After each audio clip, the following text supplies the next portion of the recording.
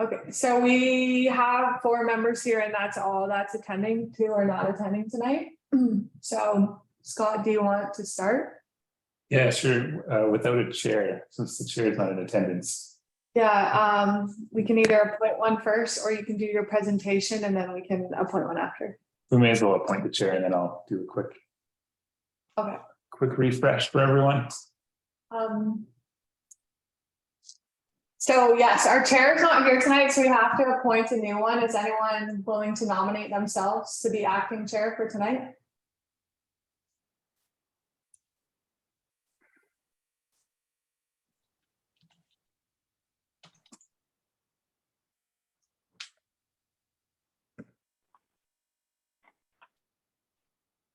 I'm happy to do it if others want to avoid the duty. But you know, if anyone else is keen to do it, I'm also willing to let someone step aside and let someone else do it. Okay, Richard, we'll let you be the chair. Do you have a copy of the chair notes? I did send them in the email. I'm just looking through my email to pull that back up. I can resend them now and I'll let Scott do a quick orientation presentation. We just need someone to motion that they second Richard's self-nomination. I'll make the motion. Okay, Allison. perfect. Thank you. And I do actually have the agenda package that you sent. You have the chair notes? Yes. Just going to print out a copy for myself to make it a little bit easier. Okay, do you see the section where you just have to start the meeting by saying the verbiage there? Yep, under the call to order. Yeah. Yep, so in honor of the Lilwat, the village of Pemberton acknowledges that we're here meeting within the unceded territory of the Lilwat Nation. For those members of the public in attendance, please note that this meeting is a live webinar and is being recorded. A recording of the meeting will be available on the village's website following the meeting. With that, I think we have an agenda that was issued to the group by email. And so I will, just following this agenda, I'm going to ask for a motion to approve the agenda that was distributed in advance.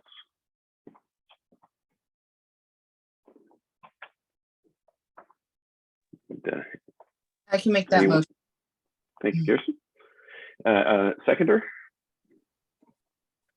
Perfect. Thank you, Jeanette. All right. All in favor of approving the agenda? Raise your hands. Perfect. I think that carries. All right, and then I'm going to jump in here, Richard, with something that's not on the agenda, just because it's going to be a quick 2-minute thing. Okay. So just going to quickly refresh everyone, including the applicant, on our just the process for this meeting. So Nikki, let's just jump down to slide 5 there.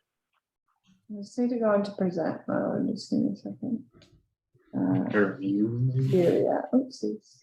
If you go down right to the bottom right-hand corner, right beside the slider, there's a thing that looks like a that will do it too.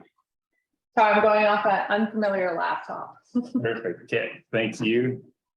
So yeah, exactly. You guys remember this presentation from the first meeting, but essentially, I just wanted to bring it up again to remind everyone of the process. Actually, let's start at the next slide, Nikki. So the chairperson manages the meeting. All participants should speak through the chair. Whether or not we follow that exactly is fine. And then the key is that we're trying to achieve a consensus. Next slide, please. And so quick consensus-based resolutions. We're trying to achieve one recommendation containing specific direction to council and recommendations for improving this development application. Next slide, please. So here we go. So essentially the way this meeting will unfold is the staff will make a presentation and then the committee is welcome to ask any questions of staff.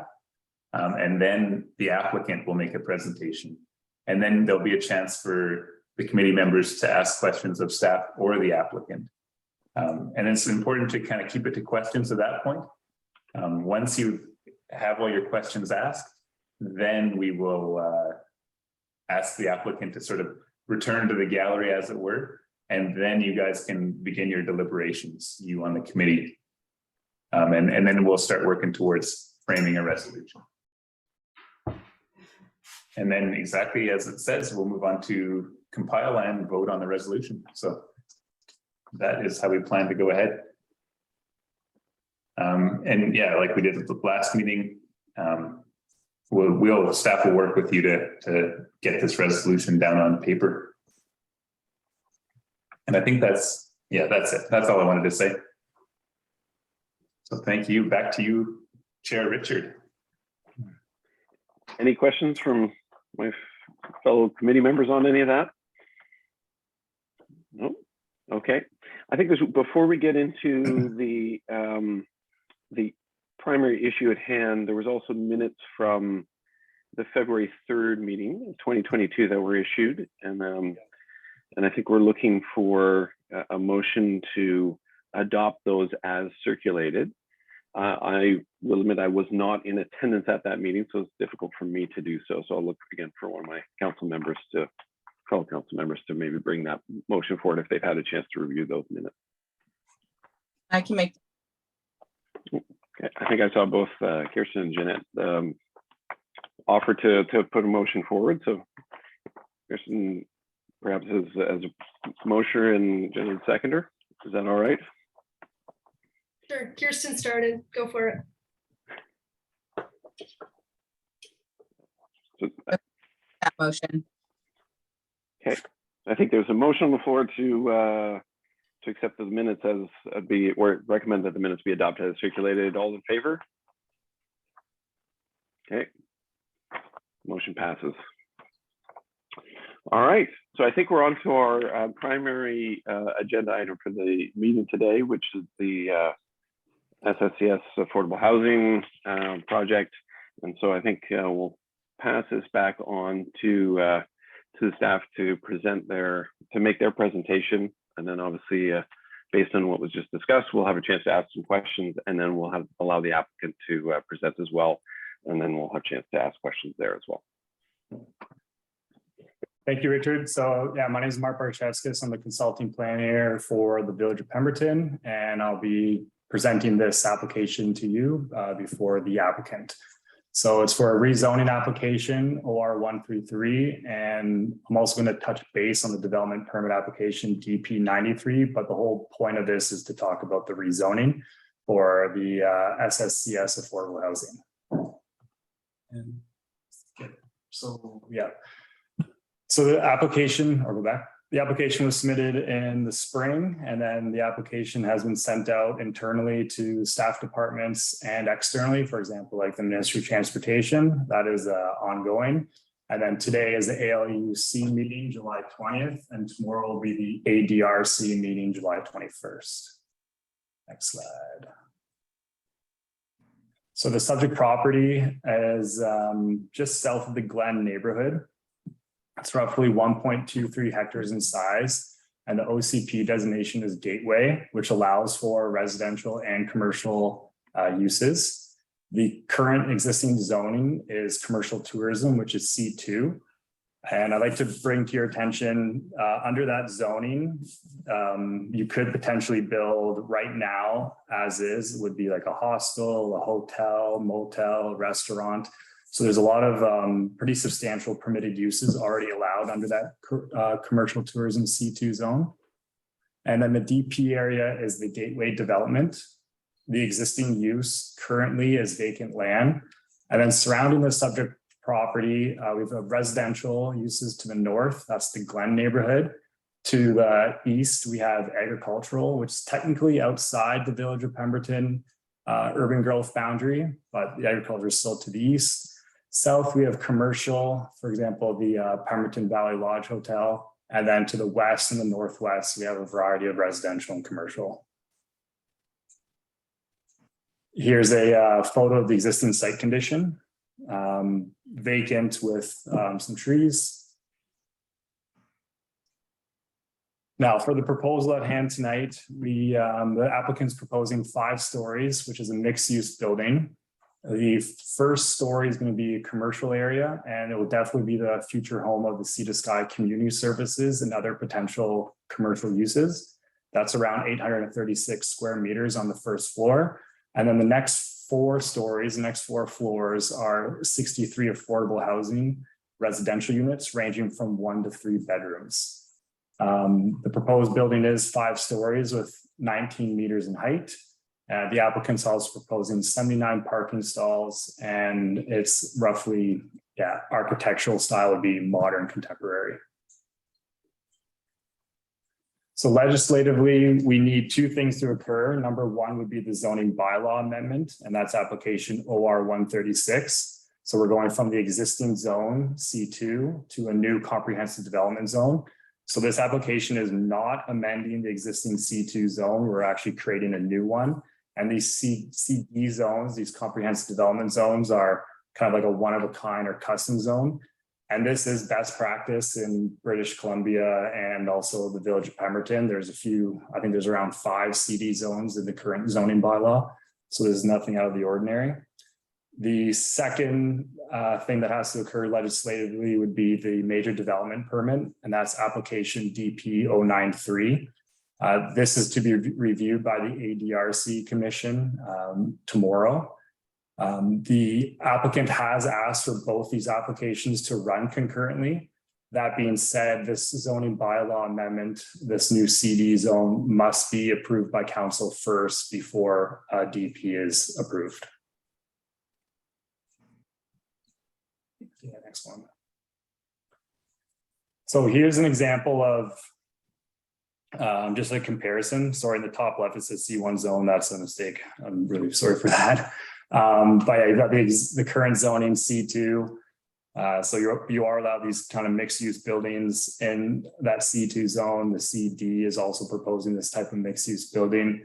For maximum lot coverage under C2 would be 50%. This application is approximately 9.5. Pretty much the biggest difference here between the C2, the existing C2 and the CD would be the building height, 10.5 meters to 19 meters. And with those setbacks, we just put them off the site plan. We can also say within that CD zone, and this happened to pass, instead of just like labeling each setback at 7.5, 4.5, et cetera, we could also just say as per the site plan. Next. Can I just ask one quick question on that page, just for my understanding? It had minimum interior side setback of 41 meters. Where would that be on the lot itself? I'll show you the site plan later on, but from the western property boundary, which is technically the interior one, is 41 meters to the proposed building. So that's why that 41 is there. And we could keep it like that within the CD zone, or we could say as per the site plan attached kind of deal. Likewise, may I clarify what you're referring to with the rear setback? Is that the property line that would be adjacent to the Glen? No, it'd be the property line by the highway. Okay. Interesting. Okay. Thank you. So as for supporting policies, the subject lands are identified within that urban growth boundary. So that gives council the opportunity to comment and vote on them. The OCP land use designation is gateway, which already allows for residential uses and commercial uses. And then for the OCP housing policies under section 5.9.1, one could argue that the application does meet all those policies. And then back in 2019, the village had an age-friendly affordable housing action plan. And it says 4 things: 1, prioritize affordable housing; 2, encourage housing design to meet changing household needs and to age in place; 3, focus on addressing housing needs for low to moderate income households; and 4, foster collaborative partnership to address housing issues and related to social infrastructures. The applicant's presentation will go into further detail on this. But again, the application doesn't meet these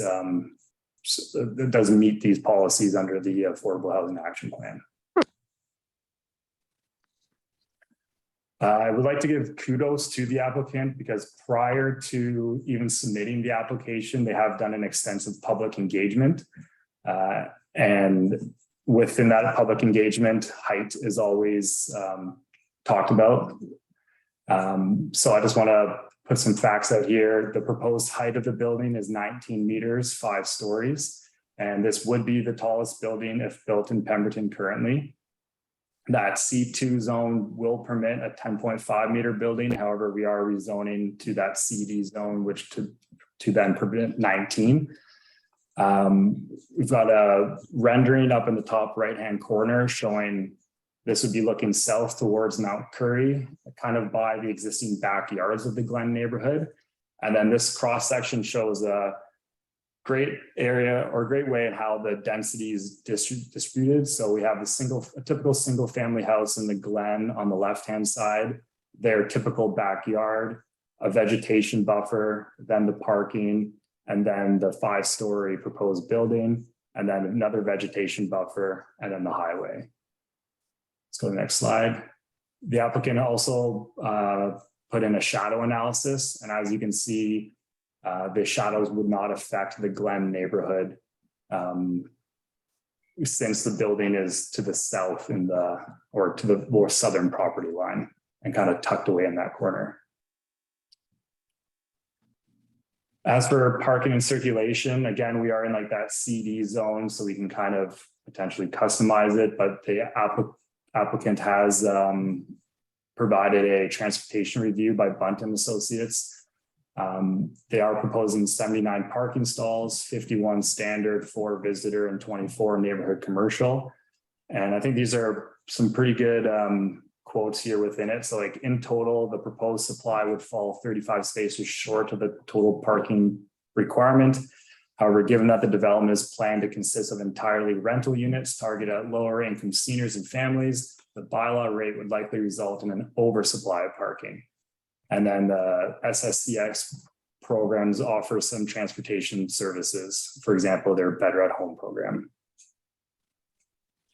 And here's a draft resolution. You can edit as you see fit, but the Advisory Land Use Commission recommends council support proposed rezoning application OR number 136 SSCS affordable housing, subject to the following recommendations that the commission will come up with. Thank you. Thank you. Obviously, I'll want to turn it over to my colleagues as well for questions. I'm going to just ask one quick question off the top, and that is obviously the intent of this building is affordable housing, and there's certain commitments in terms of the degree to which that would be deep subsidy versus rent geared, income geared housing versus market rentals. To what degree does changing the zoning or the comprehensive zoning proposal in any way ensure that this building continues to be used for that purpose on a go-forward basis and is not at some point available to be converted entirely to, for example, market rental, which would obviously defeat the purpose of kind of the project as it is? Yeah, so there will be a housing agreement attached to the land title of this land if the rezoning is approved, and that's how it would. In that agreement, there will be a prohibition on strata titling, which would then make it a council decision to ever strata title the building. So in effect, for that to no longer be used for that purpose, would that last into perpetuity until council made another decision? Is that a fair?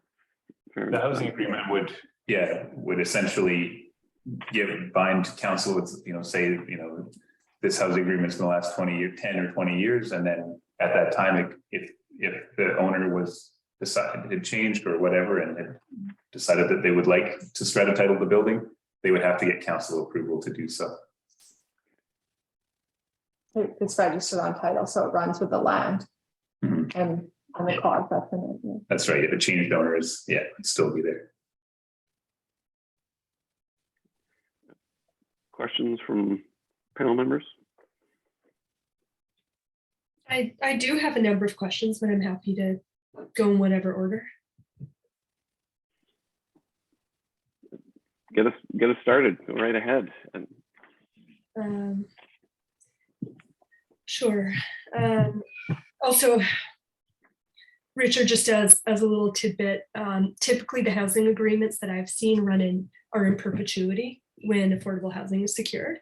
And yeah, it's a council decision, but some municipalities have policies on when they would consider a strata conversion. mhm. For example, a particular rental vacancy rate well below what's current. So questions. I'm assuming the reference to the ALC at the beginning of the report is not relevant. That would be the ALUC, I believe. Yeah, not, ALUC, okay. yeah, apologies for that. That's okay, it threw me a bit, but I assumed. In terms of the affordable housing, so it's noted in the report that 30% of the units are market rental. Is that true market rental as in free market? Are they restricted according to CMHC rents? What is the true definition of that?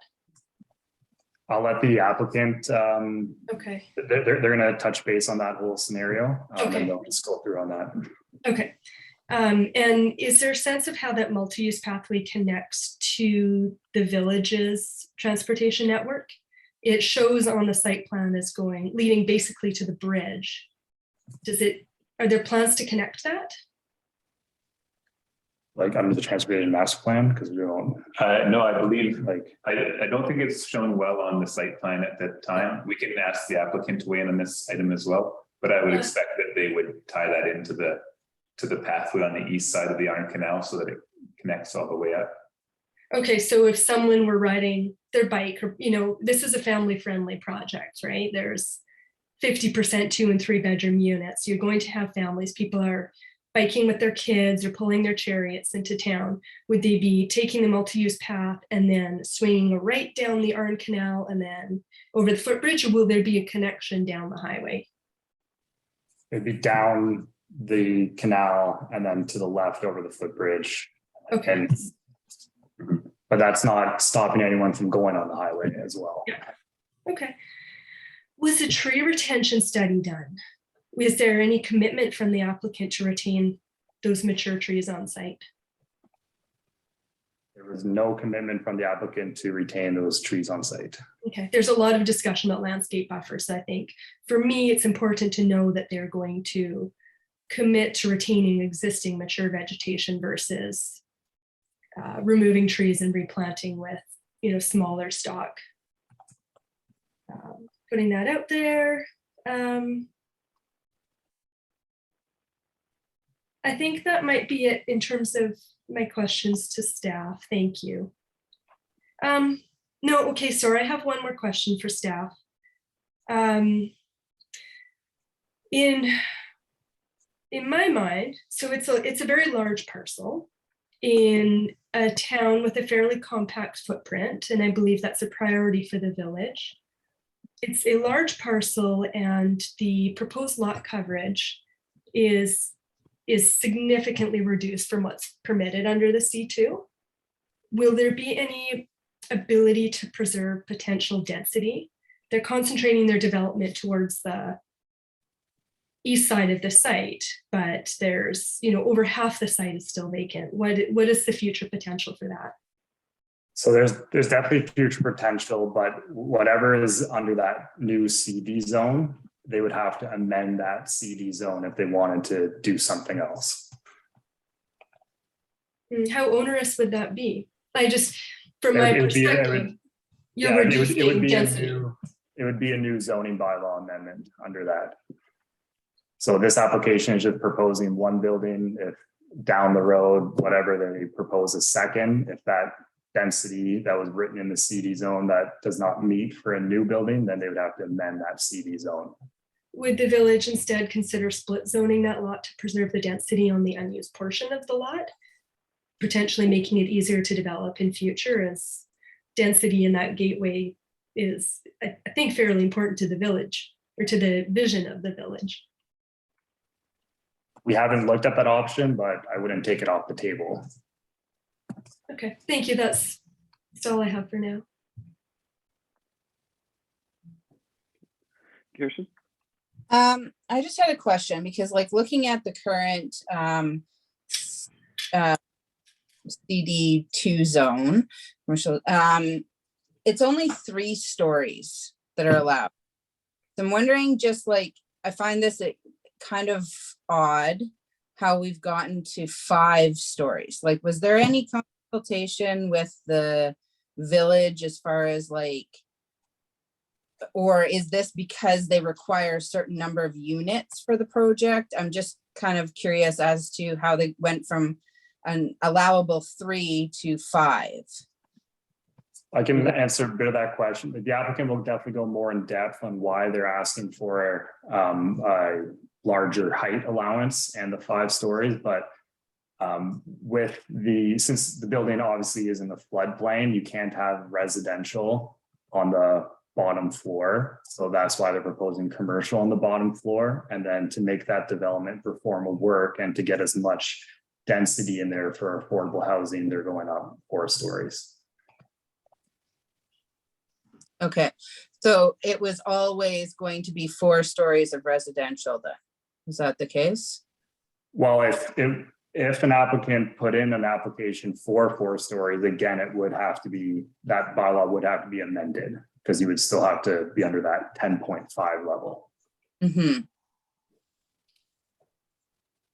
Okay. So there was no, sorry, I guess I'm just confused as to, usually when developments come in, and I know this has been kind of in the works for a while, it's, you know, they usually meet with staff, see what's allowed on the parcel, and I'm still a bit shocked that it's 5. Or how we got there. As Mark is referring to, the application arrived as a 5-story building, so we're processing it as a 5-story building. Maybe it's a question for the applicant if they had considered a 3-story building or something, if there was historical, Right. what the decision process that led them to the 5-story proposal was. Okay. The applicant has told us that the performa will not work if it's smaller than 5 stories. Okay. Smaller than 5, or because I think I've heard that they looked at 4 stories with no commercial, but raising the building height. So they could, an option could be a 4-story residential with no commercial space on the bottom. Which would still be, yeah, which would still make it clear that would still require an amendment for 4 stories. But then also the SSCS would not have a new home for that bottom commercial floor if they just went 4 stories affordable housing. I'm going to ask a bit of a dumb question here because I'm by no means an expert on some of these things, but we said you wouldn't have residential sitting on the floodplain. So you put commercial in on the first floor to raise the residential above that. But if we had a flood, the commercial space, which would include the entry and exit to the building, would be flooded and inaccessible. Yeah. So let me try to help out here. The way the village flood control level bylaw is written is that exactly no habitable space should be below the floodplain. However, if the building official feels, with the support of a geotechnical engineer, it feels that there can be a variance granted, they have been delegated the authority to do so. So the logic behind that is to say that a flood is a slow moving event. Generally speaking, you're not having floods that arrive in seconds. It's more of a hours long phenomenon, so that it's okay to evacuate a building during a flood. It's just that you don't want people's living spaces to be compromised. That's kind of the bigger concern. So if a commercial space is flooded, you don't have to find a family a new home. If the entranceway is flooded, once that flood recedes, that family can return to their home. It's not a matter of finding them new accommodations. So in that way, occupation or like residential space is given a higher priority than a commercial space. As a business operating that commercial space, you would still want flooded every kind of protection you can get. You would want to store your documents as high as possible. But that's the background behind the village's decision there.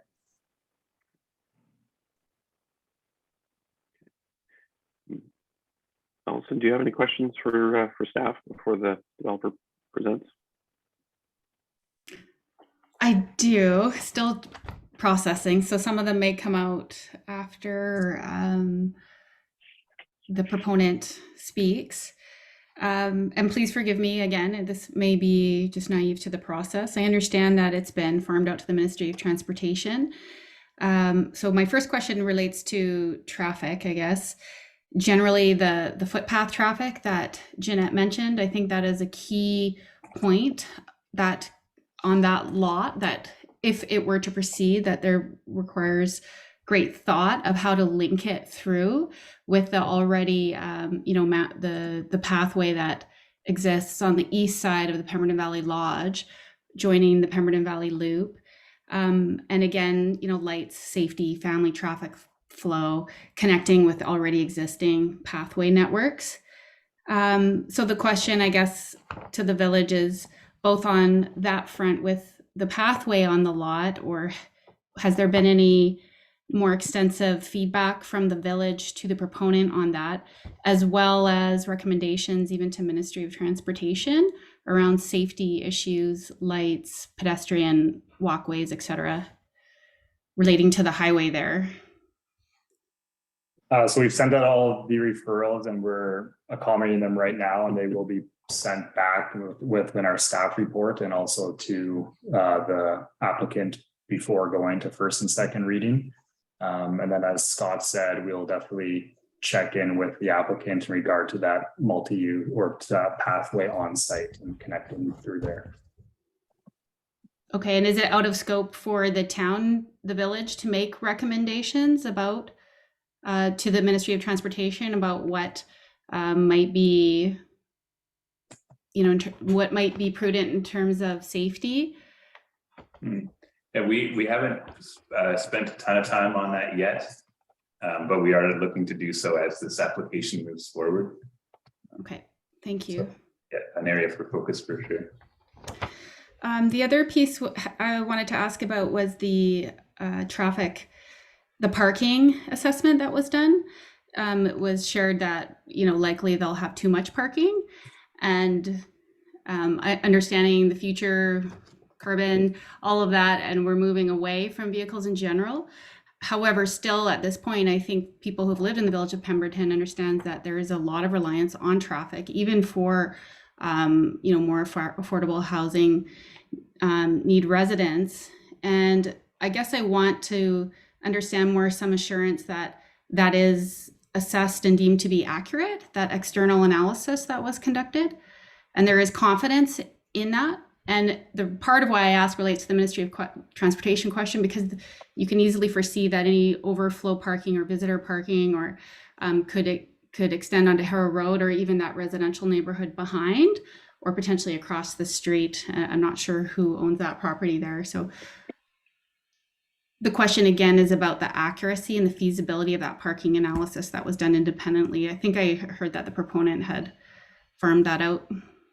Yeah, so it was done by third-party qualified engineer, Hunt & Associates. They are a reputable firm. Staff will also comment on that report, but it's a professional engineer writing these transportation reviews. Okay, and did staff comment on the report and see the report, or have an opportunity to?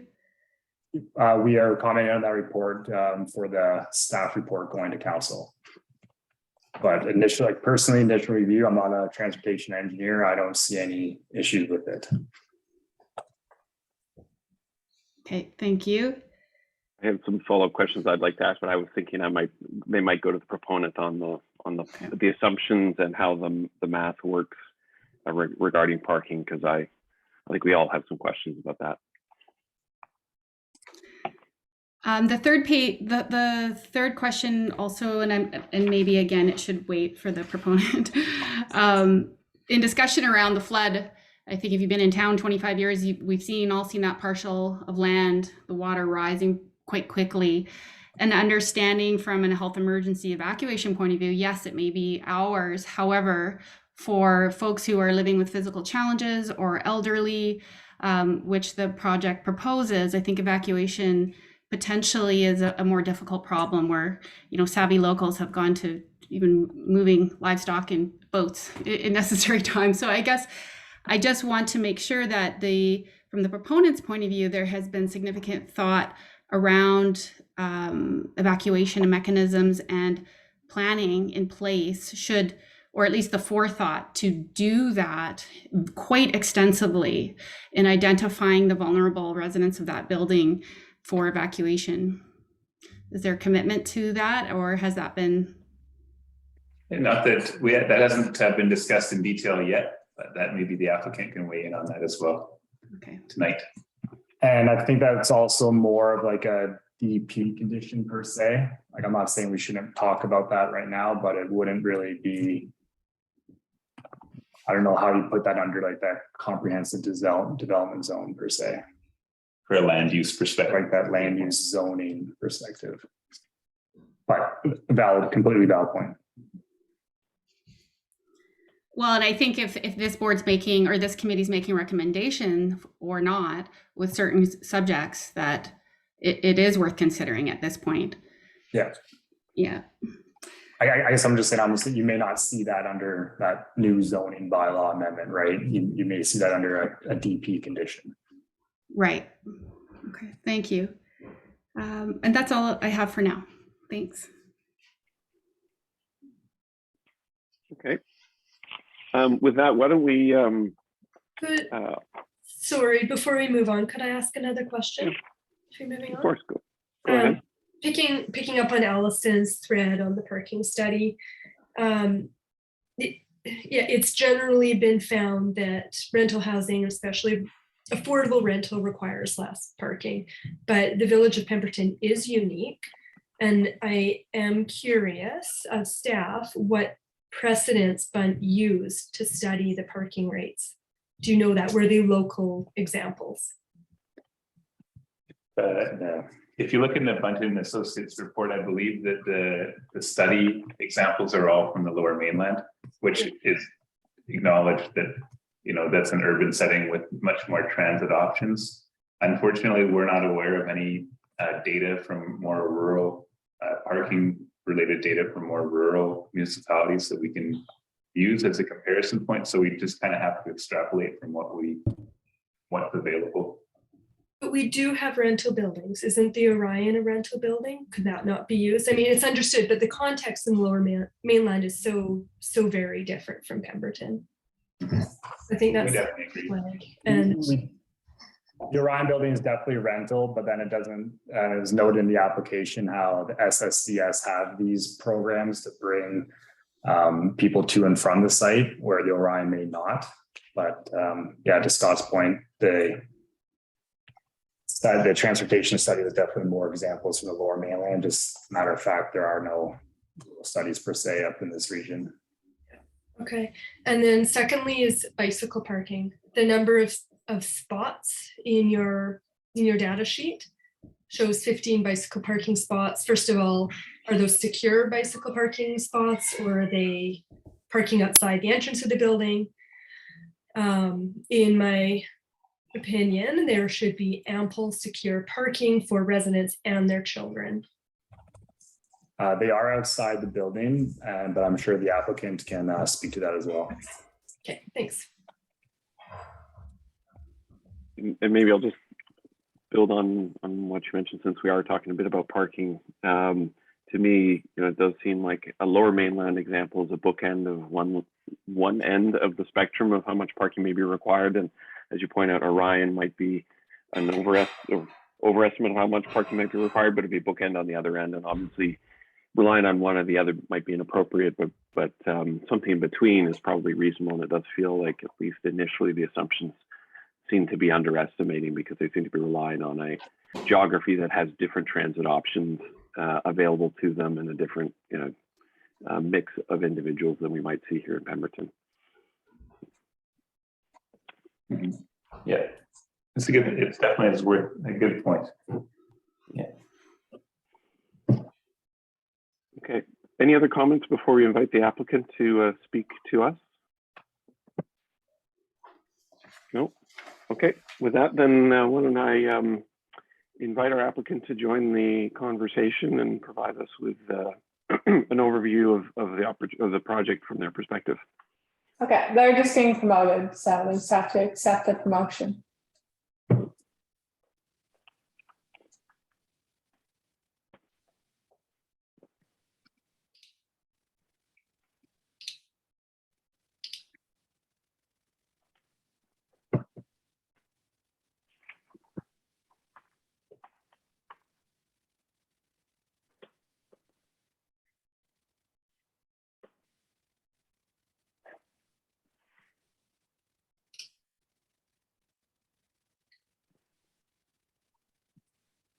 Casey, it's just yourself and Jesse, correct? That's correct. All right, you have the floor. I guess a quick introductions of yourselves, perhaps, and then feel free to walk through the project. Sounds good. Jess, you want to start first? Yeah, that'd be great. Thanks, Casey. So just to introduce ourselves, I'm Jessie Abraham, Housing Director with Sea to Sky Community Services. Casey Clarkson is our development consultant working with us on this project. So to present to you the Harrow Road project, I just want to start with a little bit of an introduction about our society and a little community context, and then I'll pass it over to Casey to speak more specifically about the project. Just sharing my screen. Can you guys all see see the screen there? Yes, we can see that. The presentation, great. And again, Casey Clarkson, I am with CPA Development Consultants, and we've been retained by Sea to Sky Community Services to assist with this project. Very happy to be here, and nice to meet you all. So there we go. Alrighty, so a little bit of an intro. Sea to Sky Community Services is a charity and nonprofit society that has been operating in the Sea to Sky corridor since 1978. So we first opened an office in Pemberton in 1992, so 30 years ago now. We offer 32 social service and community programs in Pemberton. We serve over 2,200 individuals, and the numbers are increasing on average by about 8% year over year. We employ 15 full-time staff. Our programs include child development, food bank, community living, and adult family services, among others. Regarding our current social service space, we recently experienced a change in landlord, which makes the future of our lease a little bit unknown. So our proposed project includes relocating our current programs and office space to not only meet demand, but also expand our existing services and ensure a future for much needed social service programs in the community. Next slide. Thank you. So a little bit about the community context. So like many communities in BC, Pemberton is in a housing crisis. Pemberton is the fastest growing community in southwestern BC. In the last 5 years, the village grew by 32%.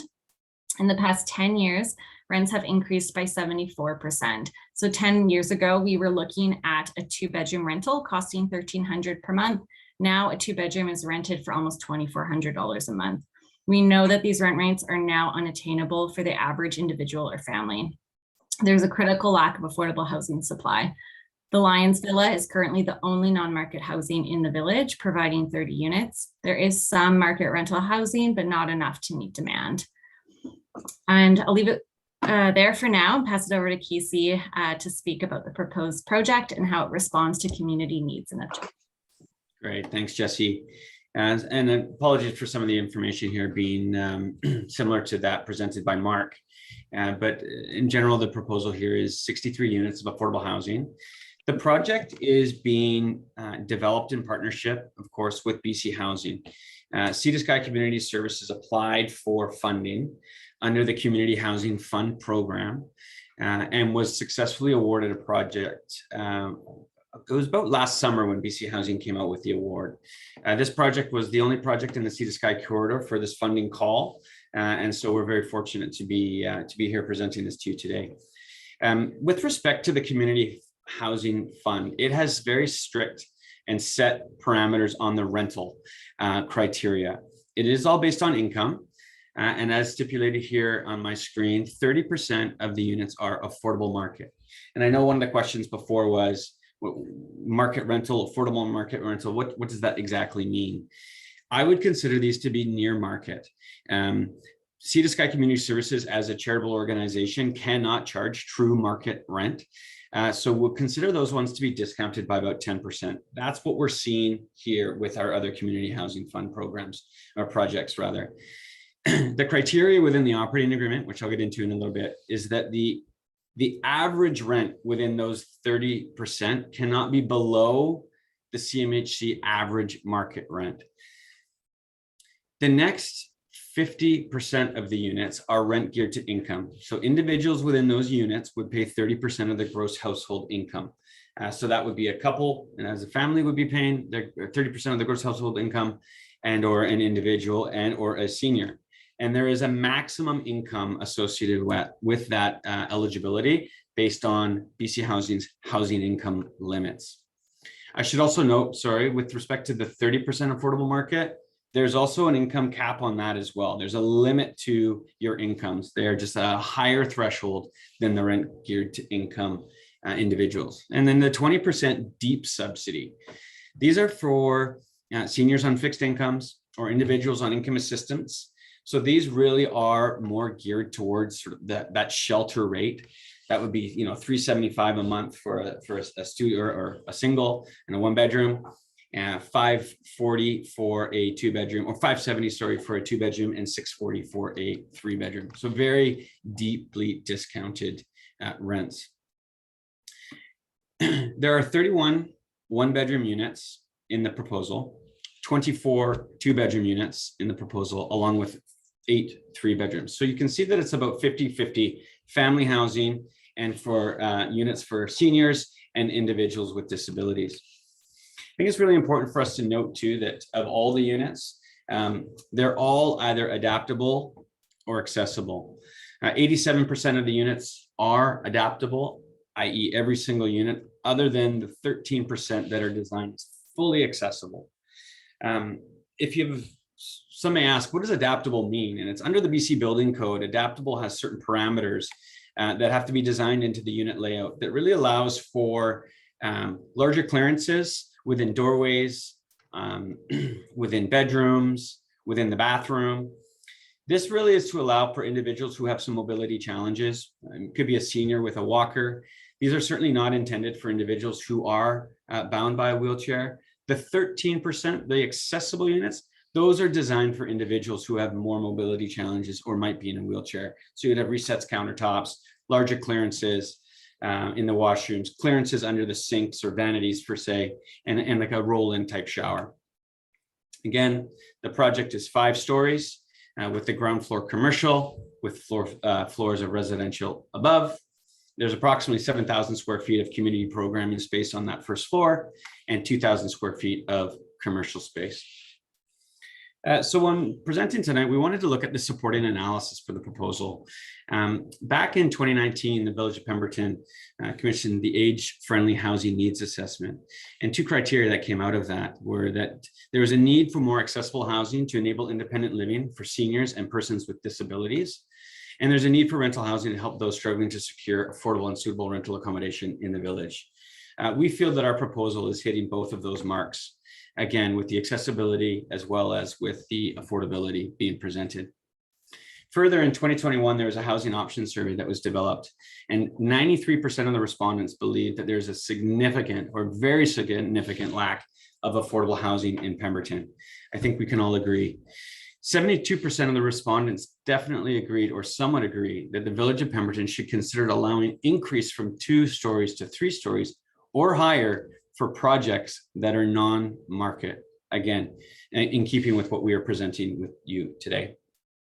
With respect to supporting policy, as Mark briefly mentioned in his presentation, with respect to the official community plan, section 5.9.1 housing policies speaks to housing in the community shall facilitate the development of quality rental housing for residents with low to moderate incomes, support a variety of affordable ownership housing options for young families, first-time home purchasers, retirees, and seniors, known as right sizing, encourage housing design that meet the changing household needs and the ability for the community to age in place, encourage the development of housing for seasonal workers, and facilitate the provisions of housing services and supports for Pemberton's vulnerable populations, along with acknowledge that the housing development and redevelopment is a provider of local employment.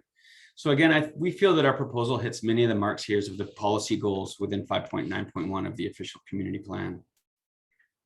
Further supporting policy, the age-friendly affordable housing action plan developed in October of 2019 by the Village of Pemberton had 4 key criteria, and that was to prioritize affordable housing, encourage housing design to meet changing household needs and allow seniors to age in place, and focus on addressing housing needs for low to moderate income households, and to foster collaboration between, and to address housing issues and related social infrastructure.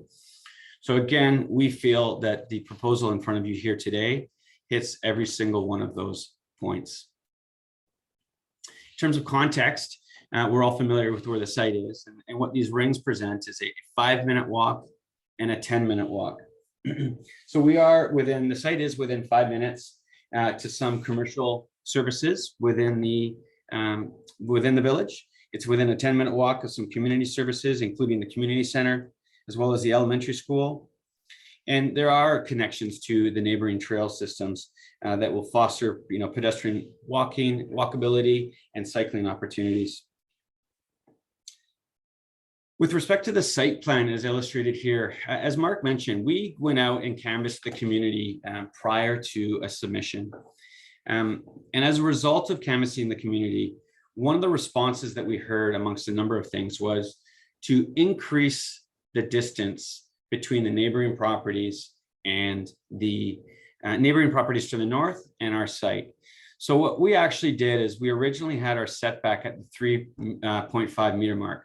We've actually increased this landscape buffer in response, and we've shifted the building to the south of the project, again, in keeping with some of the community feedback that we were hearing. So we've got a larger landscape buffer than the setback within the zoning bylaw. Excuse me. A big question, height. We all know that the height is a large discussion point with respect to this project. Community feedback, said, why 5 stories? Why not 4 stories? And so we wanted to illustrate this analysis that we did look at it. Originally, if we were to look at a 4-story project, given that the FCL, the flood construction level that is recommended by our geoscientist with Frontera, we did a flood hazard report. They recommended that the FCL be at 209.25 meters.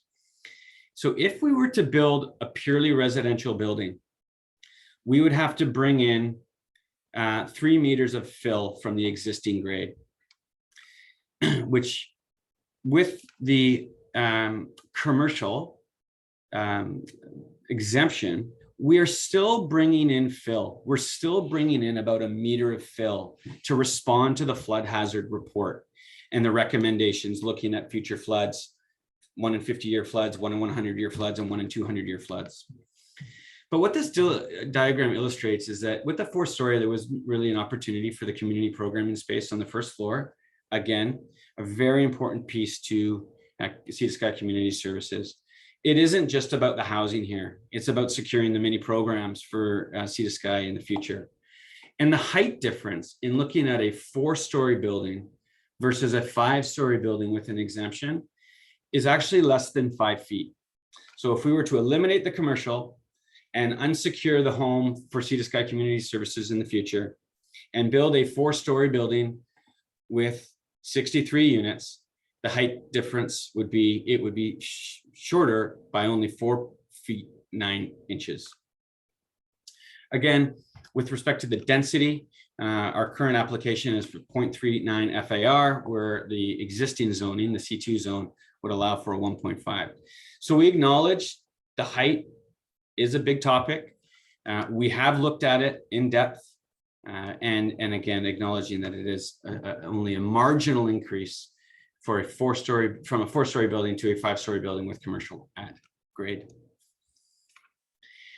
This slide was also presented by Mark. Just wanted to illustrate the site section again in discussion with the community. We had much feedback, of course, from the community as well as the neighboring properties from the Glen. What we've done here is, as I mentioned, we've increased the buffer, the landscape buffer, the green buffer. It's now at 6.89 meters as opposed to the 3.5 meter setback. And we're working with the Village of Pemberton's plant list and tree list. We're planting native plants and trees to the area that will actually grow and mature to a significant size. You know, a pine tree up to 60 feet. We've got a red maple up to 40 feet. We understand that a 5-story building, whether it be a 4-story building or a 5-story building, would be a big impact to the neighbors to the north. Hence the inclusion of this landscape buffer with some pretty mature planting, as well as there's some trees throughout the parking lot and try and give that separation between the single family homes to the north and our proposed building south of those individual single family homes. Again, the shadow diagram that was illustrated, by pulling the building down to the far south of the property, we're being mindful of the private homes to the north within the Glen and their backyards, and the shadow diagram illustrates that our shadow from this building is not impeding upon their properties. So here we've just got a couple of renderings. Again, it's the Gateway community. Here's our proposal. It's right on the corner, of course, of Portage Road here and Harrow Road. So this is the view coming west back into town. Again, looking south on Harrow Road with Mount Currie in the background.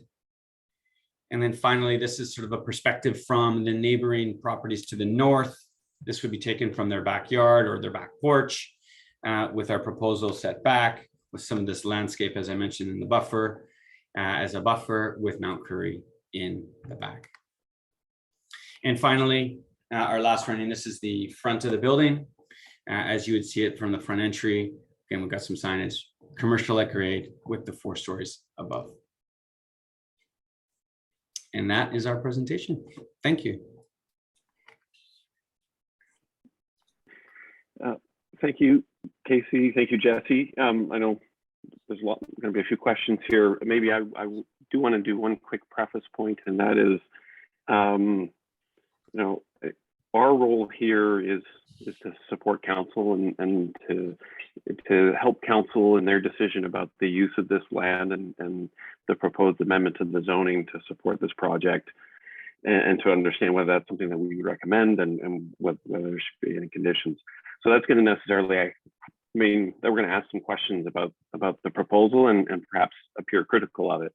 And I don't want that to come away as critical in any way of the Sea to Sky, the community services, so that the association and all the great work that you do for the community and the intent of this project in terms of providing housing for folks who are vulnerable within the community. So, with that in mind and recognition, and a thank you for the folks in this community who really do work really, really hard to try their best to make this community a wonderful place.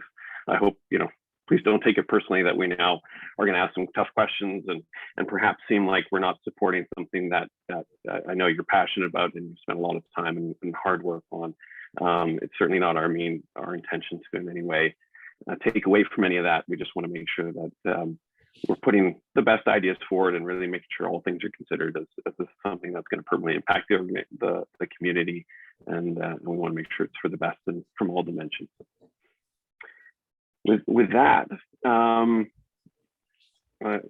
anyone want to step in for any of my fellow panel members want to step up first and ask a few questions? maybe I'll break the ice a little bit, and that is, so we did talk a bit about parking. And so I think you've heard some of our perspectives of concern that perhaps the assumptions behind it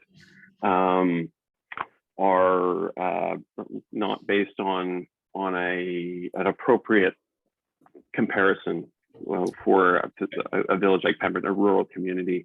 And one of the questions I had as well, I don't know if you have that page from the report that has the calculation of the parking, but I just didn't understand the math, because the dwelling units, when you counted them all up, added up to far more than 63 in the math. And so I just wasn't sure on the math itself, but we don't need to go into the details, but I just want to understand your perspective on where those assumptions came from, and the community concern that I think we've heard, that we look at communities that are not necessarily this kind of development, but we see parking issues coming up throughout our community, and we want to make sure that we don't exacerbate that any further by creating issues for the existing community here by not providing sufficient parking for the residents of this building. Sure. Jesse, maybe I can begin, and then you can speak to your current sort of parking demand in your existing facilities that you currently operate. So as we're all aware, Bunton Associates was retained by our team to study the parking. And as mentioned in Mark, if they were to follow the bylaw, they feel as independent engineers and do trust that they are independent. It's not us telling them, hey, we can only fit 50 parking stalls, and therefore you need to sort of adjust your numbers to suit, right? They're an independent firm, they're very reputable, and this is what they do for a living. And when they assess properties and they acknowledge that they are through in the Lower Mainland, do know that, I'm working with Bunton Associates on projects in Abbotsford, in Chilliwack, that although I can't compare the two to Pemberton, they are very different. They still have a similar trend in terms of demand, in terms of cars and parking and so forth. And it's safe to say that with the lower incomes of these individuals, the community housing fund, the idea is that individuals within the income assistance bracket, the folks are on income assistance. The likelihood of them having vehicles is low, lower than what would be found in a market rental project. And as through the chair, as Jeanette mentioned, even a market rental project sees a car ownership that would be less than a market ownership project per se. So the idea here really is that the lower incomes would drive the car ownership. And they do go into further analysis about proximity to services, proximity to town. Again, I'm not going to try and take away that people in Pemberton don't use cars. We're all well cognizant of the fact that people in Pemberton have cars. This is also compounded, as mentioned before, supported in part because Sea to Sky does provide ride opportunities for their members. So they have a program within Pemberton where they will drive individuals to appointments as required and as if available.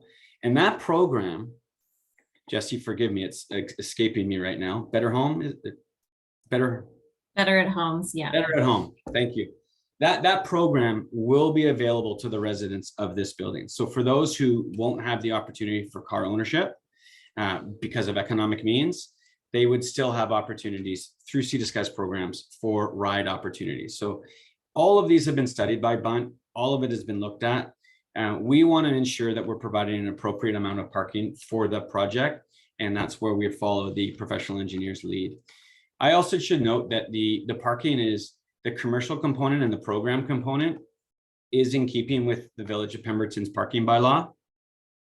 It's just the residential component that is really where the relaxation is coming from. Jesse, do you want to speak to your existing programs and how you manage that and what you see from your existing tenants?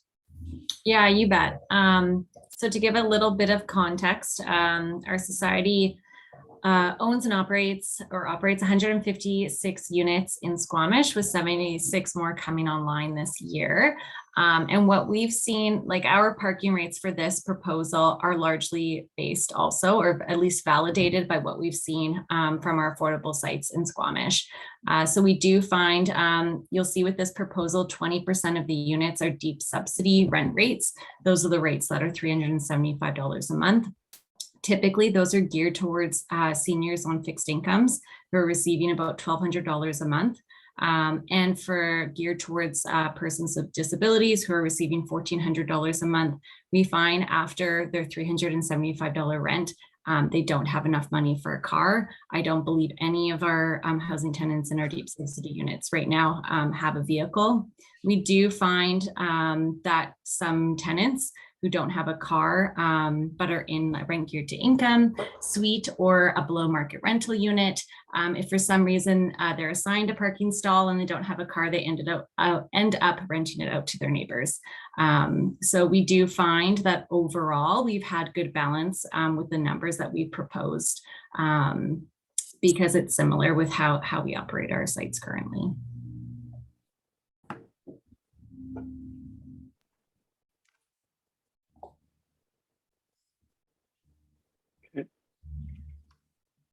Turn it over to my colleagues as I think about this some more.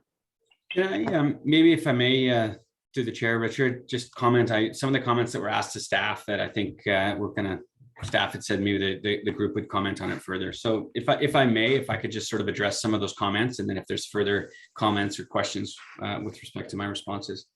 One of the questions was around the connection, that the pedestrian path that sort of exists today on site. And I agree, the site plans don't illustrate it all that well, but the intent is for our site to have that path connect into the Arm Canal path. That is the intent that this project would provide for that. So there is a connection there. That is the intent. A question through the chair from Jeanette was around the trees and then were the trees looked at. So yes, we have an arborist report.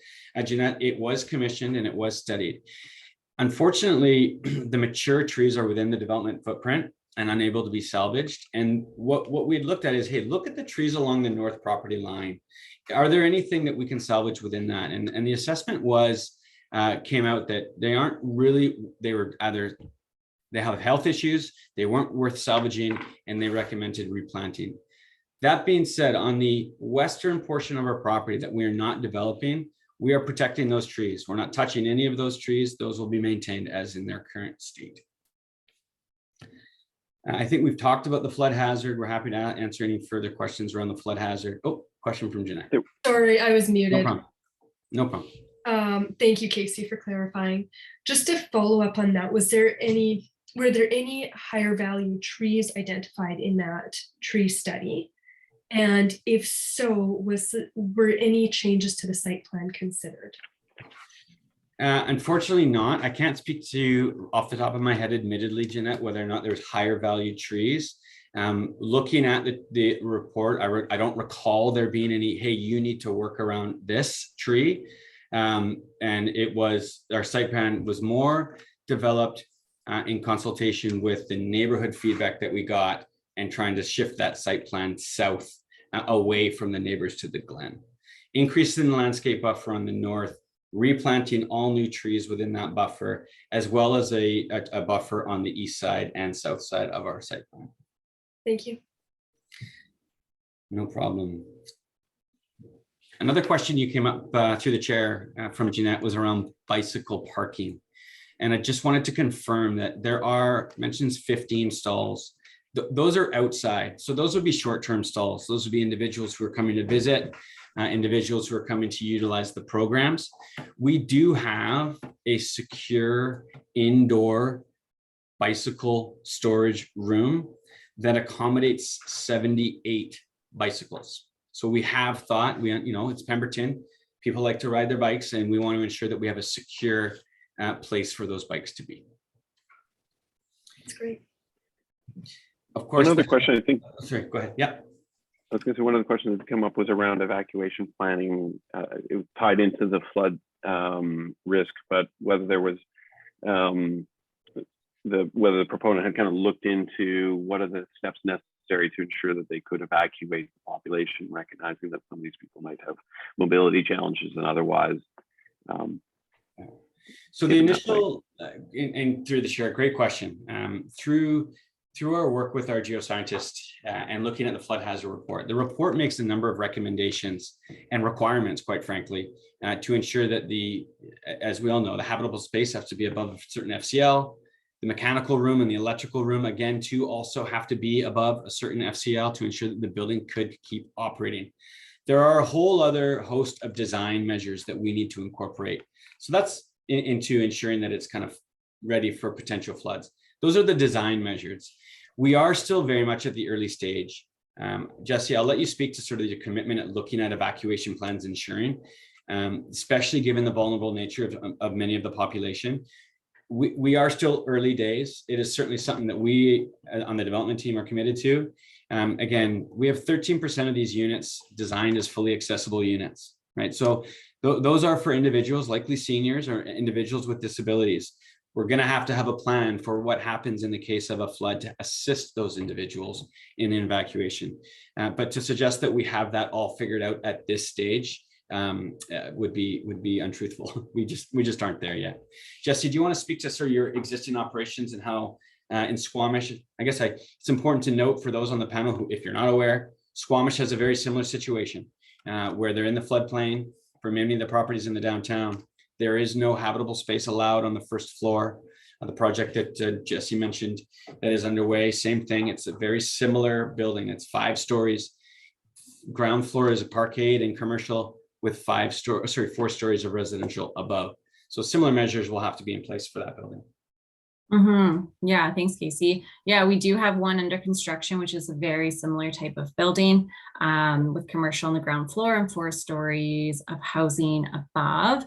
And in that case, it was a condition of approval that we do have a flood evacuation plan in place before we occupy the building. And so that's been on our radar, and that we'll have to fully develop and carry out before we occupy the building at the end of this year.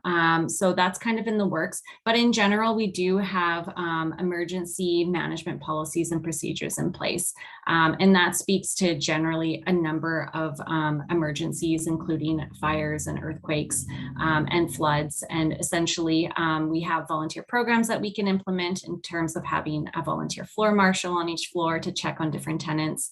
At our current one of our current housing sites, we have a similar situation with office on the ground floor and housing above. And when the fire alarm goes off, we have procedures to check all the refuge areas for tenants in our wheelchairs who will navigate to those areas in times of emergency or alarms. So we do have those policies and procedures in place, and we currently are developing a more comprehensive evacuation plan specifically for flooding.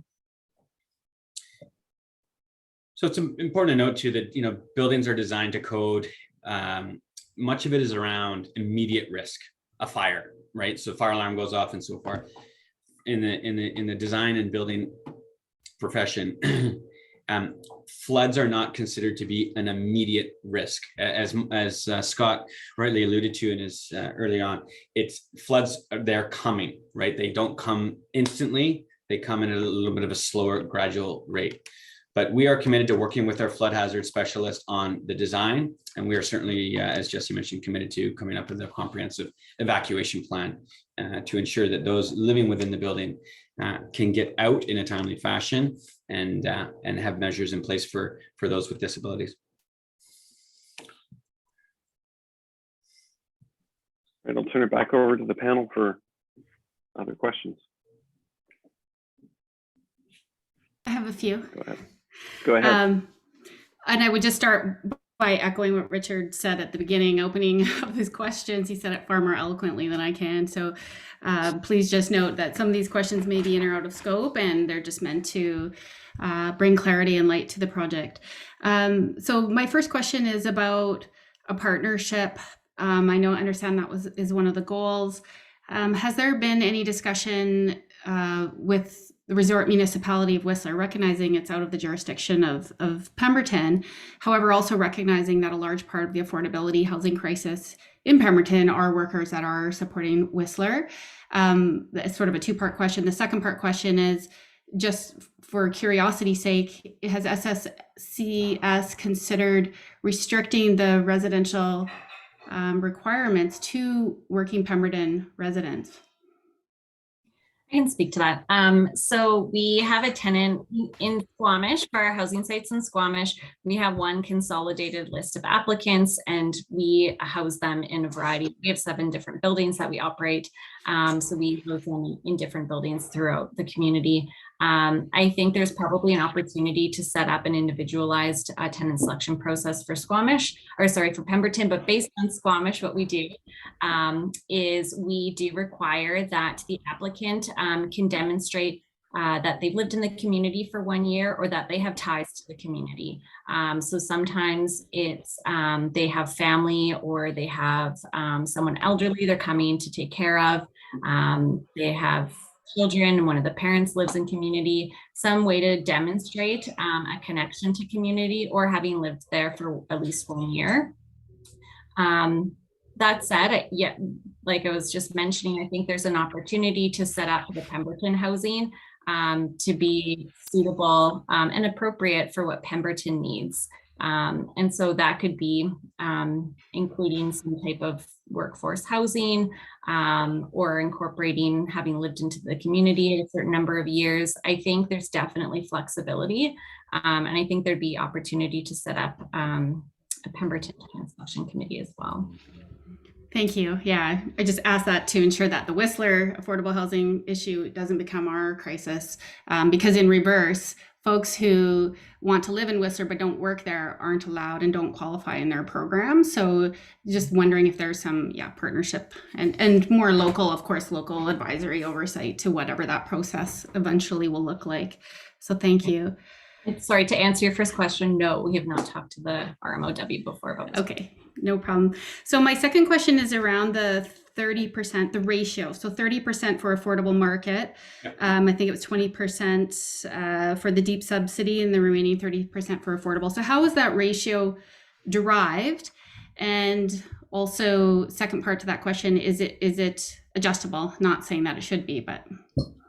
I'll answer that one, Jesse. So the answer is it was derived by BC Housing. It was developed by BC Housing. So again, it's in keeping with the Community Housing Fund, which is a BC Housing funding program that is, for lack of better words, sponsoring this project. We partnered with BC Housing on this project. So the funds that Sea to Sky is receiving are coming from BC Housing.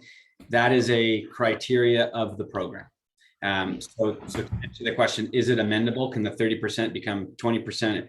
The answer is no, it is the program. The idea is the 30% is to help offset the 20% that are really deep and the 50% rent geared to income. In reality, the project will still require an ongoing annual subsidy from BC Housing in order to make it whole. And that is in keeping with many of the projects. It should also be noted that the 50% rent geared to income has a maximum income based on the housing income limits. It is not to suggest that Sea to Sky is going to tenant everybody at that maximum.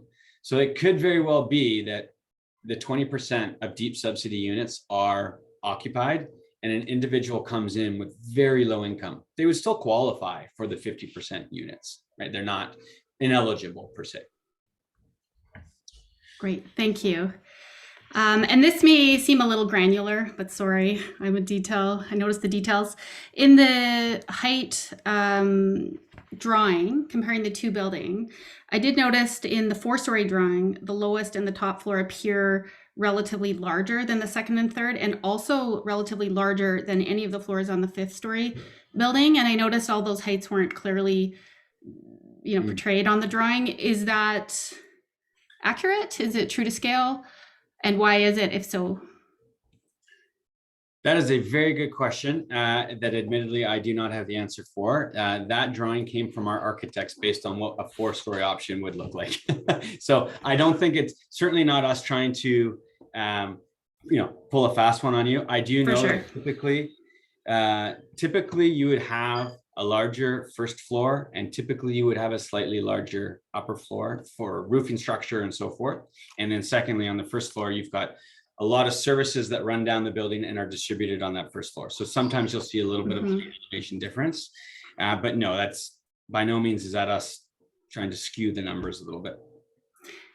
No problem. Just asking for that clarity, knowing that, you know, every foot matters to the folks maybe on the other side. Yeah, I think the point of that presentation, if I may, through the chair to Allison, is just really trying to illustrate that because of the FCL requirement, because of having to import about 2.75 meters of fill on a 4-story building, it would actually bump the building up quite a bit, push it up against what a 5-story option would look like. That's really what we're trying to illustrate. Understood. Thank you. My next question is, and this is probably a Ministry of Transportation question as well, because they'll have the records on accidents on either side of that highway. But in noticing that the setback from the southern line was not applicable in the chart as well, it's bumped right up as adjacent to the highway as it could be outside of that ditch that's there. And having been a resident proximal to that area, you know, for 8 years, I have seen actually 2 accidents where vehicles, and again, speed, this could be amenable by speed or whatnot, gone into the ditch, both on the ALR side, on the east side of the property line, and then also in front of on the south side, on the Pemberton Valley Lodge, literally roll in and up the other side of the ditch. So I guess I would just make that as a comment, and maybe there's an opportunity for that to go towards the Ministry of Transportation. And I'm not sure if there's any forgivable, even 3-5 feet of setback allowability given the parking lot on the other side, but it might be worth thinking about. So in other words, shift the building north. Even by a couple of meters. Again, cars flipping upside down and rolling up the other side. The fire department will likely have more to say about that too. No, fair enough. And again, through the chair to Allison, point taken. Thank you. Thank you. The next question is, which wasn't, sorry if I didn't hear this in the presentation. It was around how the unit sizing was reached, and perhaps somebody more educated on these matters can speak to it than I. Wondering about just density, of course, is what we're all striving for. It's in the village plan. But also I'm wondering about the size in terms of livability and long-term tenant retention. It does seem really small, and I can speak to that. Okay, thank you. And it's easy for me to put it on them because they're not here tonight. But BC Housing has a design and construction standards guideline. It's 379 pages, and they are very strict about the size of the units. We have to design them as a funded project. We have to design the project to meet their very rigorous criteria, and they stipulate a 1-bedroom shall be 535 square feet. A 2-bedroom shall be 725 square feet. And for lack of better words, we have design reviews, and if we aren't adhering to it, they basically won't allow us to advance the project. So very strict criteria, not just from a design perspective, but there's all kinds of things. Sustainability perspective. Yeah. One thing I didn't really touch on, it is important for us to note that, you know, we're designing the project to meet step 4 of the energy code with a certain GHGI target, 5.5. And so it's all in keeping with a set of criteria that we have to meet in order to be eligible for the funding. Thank you. Second last question, you'll all be happy to hear. In following sort of the media reporting on it, you know, obviously hearsay, but curious, there has been reportedly a rush to expedite this process. I'm hoping through the chair it can be clarified the reason, and is it legitimate, and is there actually a true rush to the project that might compromise comprehensive planning in efforts to rush and accelerate the project? If I may through the chair, is that a question for the applicant, or is that a question for staff? For the applicant, is there expiry dates tied to the money? Yes. Is that in fact true? Yeah. Yeah, it is true. It's largely, it's not necessarily to the money. What it is we don't own the land. So we have the land under contract. And basically what we have to do is hit certain milestones to prior to BC Housing enabling us with the funds, quite frankly, required to close on the land. And I wouldn't suggest that it is rushing us by any stretch of the imagination, but it certainly has set a target that we need to meet. And yes, so yes, it is unique in that sense. I can say that we don't have too many projects in our office, and we're working on a number of projects with an acquisition. So BC Housing is supporting this project not only with funding for the project, but they're also funding the acquisition of the site as well as part of the overall funding. So that is where we are under pressure, I would suggest. But we're still going through the legislative procedures. And we're still following and keeping with what would typically take place within the village of Pemberton. We certainly can't avoid any of that, and certainly nor do we want to. But yes, we do have a timeline associated with closing on the land. Thank you. Last question is for Jesse. You mentioned that there's the Better at Home program, and just a quick look at your website shows that it is for seniors only. Will that be the case in Pemberton, or will it apply to all residents of the building? And what is the extensive, ride sharing scope of rides? So our Or the extent. our Better at Homes program is currently funded for seniors. But based on if there was community need, we would certainly look at expanding that program. This is an established program that we have set up already. There's no reason why it couldn't serve other people other than seniors. There's just some logistics to work out in terms of programming that. So I think there would be opportunity to expand that to all tenants in the building, but certainly eligible seniors would use it right away. Thank you. No more questions for me. Thanks. Kirsten, you have some questions? Yes, I do. So I guess my question was just as how we did get how the project got to 5 stories. I understand the flood construction level, and I agree that having Sea to Sky Community Services in there is better use than having it as fill. But I'm wondering why 4 stories of residential? Is it not feasible? Was that looked at? Yeah, so through the chair to Kirsten, ultimately, if we keep Sea to Sky Community Services on the main floor and we only do 3 stories of housing, then we lose 18 units of funded, truly affordable housing in Pemberton. Currently, there's only 30 affordable housing units with the Lions Manor or Lions Villa rather in Pemberton. So that is the first and foremost. Secondly, BC Housing very much wants us to keep 63 units as part of this proposal moving forward. They want to see, they awarded funding for 63 units, and they would like to see 63 units maintained. And looking at the numbers, we did explore, okay, can we look at making a much larger footprint? So let's keep the 63 units. Let's look at a 4-story option, having commercial on the first floor as well as residential on the first floor, and just go up 4. And as alluded to by Mark, there are significant costs associated with doing that. We would have to bring in, as I mentioned, that 2.75 meters of fill for a much larger footprint. It is more economical for us to build up rather than out. There's less building envelope. Think about the roof structure on a much larger building versus the roof structure on a smaller, shallower building. And then lastly, given the nature of the first floor being concrete, we have to have it all in concrete. So you can't build a 4-story building with half the first floor out of concrete and the other half built out of wood frame. So there was cost pressures on that end that we would be having to build residential units out of concrete in order to accommodate.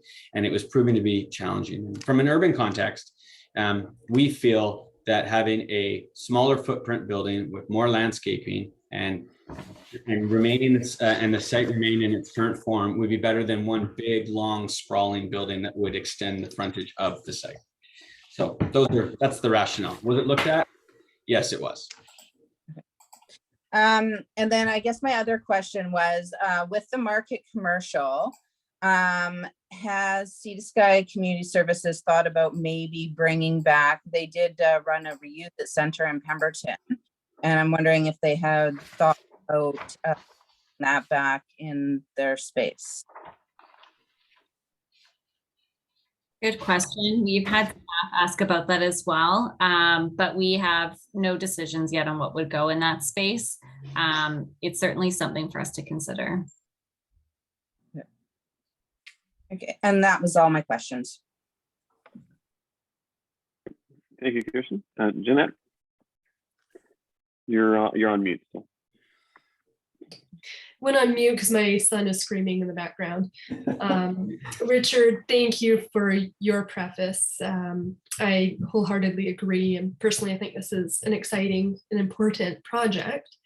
I can't turn my planner's brain off though, and I, always feel that things, have the ability to be more environmentally and socially sustainable. So that's where the bulk of my questions will be. So I do have a number of questions. I'll go back to the parking. I understand the need for surface parking because of the cost of undergrounding or having ground or underbuilding parking. But this is quite an expanse of paved area without interruption. And we are in the floodplain in a very hot part of Canada. Can the applicant, has the designer, the landscape architect, or the architect considered including more landscaped areas, more green infrastructure to allow water to infiltrate or to be absorbed in the case of high water table, add trees for shade and carbon mitigation? Has this been considered? So through the chair to Jeanette, yes, it has. We agree that it is a large surface area of asphalt.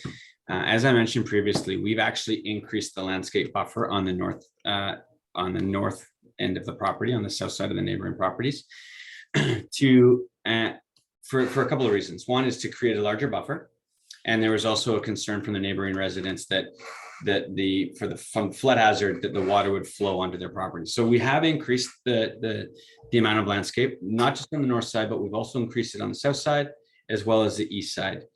To request or to suggest that we would entertain looking at underground parking for this project would be cost prohibitive. I'll be completely transparent with you guys about that. So it will be a surface parking area.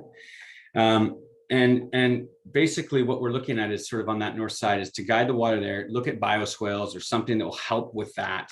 And to help mitigate some of that sort of heat island effect that you're talking about. We've also included a couple of landscape plantings within the parking lot. There's sort of a central little area for people for a safe passage with walk through that would be landscape. But yeah, all the drainage on that surface parking would go into green spaces, into proper drainage, into a storm detention tank and out. Does that help answer your question? That helps. My concern remains. I understand you've done quite a bit. I still feel like I've seen best practices where every 4 or 5 stalls has some green material, landscape material, but I will park that comment and we can discuss it as an advisory committee. Sure. And I will move on. Oh, this is just a question out of curiosity. You mentioned a residential amenity space. I didn't actually see that in the plans. What is proposed as a private indoor residential amenity space for the residents? And how do you see that being used or shared or accessed? Yeah, so as you enter the front lobby, there would be a Sea to Sky office for a sort of tenant coordinator or tenant advisory coordinator. And then just adjacent to the front door and adjacent to the entry lobby, there is an amenity space. That amenity space would be equipped with a kitchenette. So it would be able to, and program, haven't quite gone through all the programming in this space at this stage, sorry, but BC Housing, as I mentioned, through their very detailed design guidelines, actually require that there be an amenity room. And Sea to Sky has them, and then there are other buildings as well.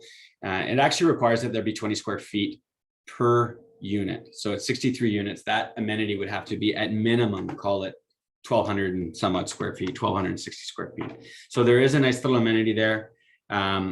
It hasn't been programmed per se. In other words, we haven't figured out if we have a little fireplace in there or this or that at this stage, but certainly there would be a kitchen for potlucks, to host little gatherings, so on and so forth for the residents. Okay. And perhaps a follow-up for Jesse, have you found in your other buildings that these spaces get used by the residents? This is probably bad timing for this question with the pandemic. Right. It's true. For 2 years, but actually we just started renting out last month for the first time. Booking the spaces again for kids' birthday parties or family gatherings. So we're starting to get requests coming in again. I would say pre-pandemic, they were used quite regularly. We end up hosting programs sometimes in there, like specifically for tenants. Sometimes it's like cooking programs hosted by like agency staff, and they come and do it with the tenants, or children's service programs. Yeah, we do find that they were pre-pandemic used quite regularly. And especially on weekends or for events, people want to book the space, especially like knowing that you mentioned the size of the units as well, knowing that the space is limited inside the apartment units. We do try and maximize the amenity space outdoors, and of course the indoor amenity space is part of that. Thank you. Yeah, on that note, if I may just add to the chair, to Jeanette, in addition to the indoor amenity spaces Jesse just alluded to, there is outdoor amenities as well. There's a children's play area, as well as urban agriculture, so garden plots for the residents as well to grow their own vegetables and so forth. Thank you. Another question.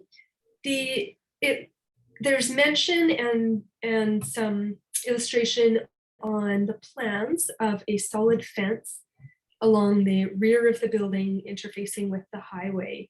I didn't see any dimensions. How tall would that be? And what kind of experience is being created for people traveling along the highway, keeping in mind that this is a gateway designation? Yeah, great question. And again, through the chair to Jeanette, it is proposed to be a 6 foot tall cedar fence. And we thought about this and really what and how it would interact with the highway and how it would appear from those driving by. And we decided to go with a solid fence, and that was more to protect the residents of the building. And moreover, it was really about the kids. There's going to be a number of children within this facility. The playground is there. And so it was to protect those individuals and those children from the highway and the hazards that come with the highway. We certainly can look at helping screen that fence if that is a concern, by having some landscape, of course, on the adjacent to that fence that would grow up along that fence. But that was really the main focus of it, was to provide safety, as opposed to some of the areas on the site where we're showing a split rail fence, more of a design aesthetic in keeping with the neighborhood. But it was that solid fence was a safety concern, safety factor. Mm-hmm. I certainly understand those opposing goals of safety versus creating a vibrant location. Thank you. Next is mentioned in the report about potential for a childcare space. And I guess this comment is more to Jesse. You are probably well aware that Pemberton has an extreme dearth of childcare spaces, particularly infant care spaces. Is there any commitment that can be made through this rezoning to actually build that space? Good question. When we held our community engagement earlier this year, we asked the community what types of uses they'd want to see on this ground floor space, specifically for the market rental units, and childcare came back as number one. So I totally understand the demand. We do operate childcare in Squamish. We don't currently do it in Pemberton, but I think there would be an opportunity to expand the program into Pemberton. But we wouldn't be able to commit to anything during this rezoning application. There's quite a few factors that need to be considered in terms of funding and programming and the space. It's something that we are going to look into, especially given what we heard during engagement. but not likely something we'd have an answer on before this rezoning application goes to council. Thank you. A follow-up to Casey, if the DP drawings are already being prepared as part of this, how is that space being detailed? Could it be, sorry, to be more specific, can the potential as a childcare space be preserved? Because I know that there are provincial guidelines that are fairly strict about space for childcare. Yeah, great question. And through the chair to Jeanette, we have not detailed that programming space at this time. There are some, for Sea to Sky, there's a whole host of things, but yeah, it has not been designed yet. So can we try and create flexible space that could be used for a childcare? Certainly something that we can look at if that is the direction that we end up moving down and moving with. I certainly know that Sea to Sky has a desire for potential childcare, but as Jesse alluded to, it's fully dependent upon MCFD funding, for which we have not secured at this stage. So, thank you. I have a final question for now. Final question, and I brought this up already with staff before the applicant was on the call. I do have a concern about the low efficiency of this parcel, considering it's within the urban containment boundary. It's currently zoned C2. We have a lack of, serviced and service land that's within easy access to the village services.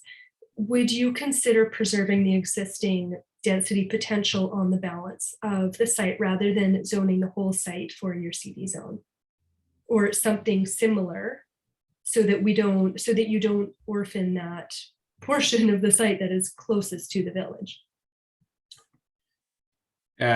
Through the chair to Jeanette, certainly we are applying right now for a rezoning based on the current proposal. Certainly we feel there could be an opportunity, Jeanette, in the future for a second building, but what that looks like, it could be 10 years, it could be 5 years, it could be 12. We just don't know. We don't have any commitments from anybody at this stage. But certainly we would be open to working with the district on preserving the density, certainly, and understanding that the intent would be if in the future Sea to Sky wanted to, the idea through this is that we're going to secure that site. And the idea is if there's density left on the table and it could be utilized in the future, we look at utilizing it. But we just don't know what that looks like at this stage from a funding perspective. Sea to Sky is in the business of providing affordable rental housing. Most of the time with affordable rental housing, that requires a funding partner. So there's a lot of variables out there, but yeah, absolutely, we'd be open at exploring that. Yeah, I think that's more to you. It feels to me like you are throwing away density through this, in my humble opinion. Thank you. Yeah, so through discussions with the district, the intent would be if we were wanting to come with a proposal in the future, that we would have to rezone the entire site at that stage again. Sorry, not rezone the entire site. You would just amend the current CD zone through the chair. Mm-hmm. Not to belabor the point, the problem was if you come forward in the future, you've already reduced your density on the site, and then you'll be coming back asking for more rather than preserving existing. Understood. That might be not my role here. Thank you. That is it. Thank you, Jeanette. I have a couple of final questions. I know we're running fairly long here, so I appreciate everyone's patience. My questions, I guess one is actually to the staff, I think. And then it says, I think about the parcel itself, there's the odd piece that kind of sticks up where Laurel Street comes down. So at the south termination of Laurel Street, there's kind of a parcel that sticks up that you would look at it normally and say that would have been a normal residential lot, perhaps.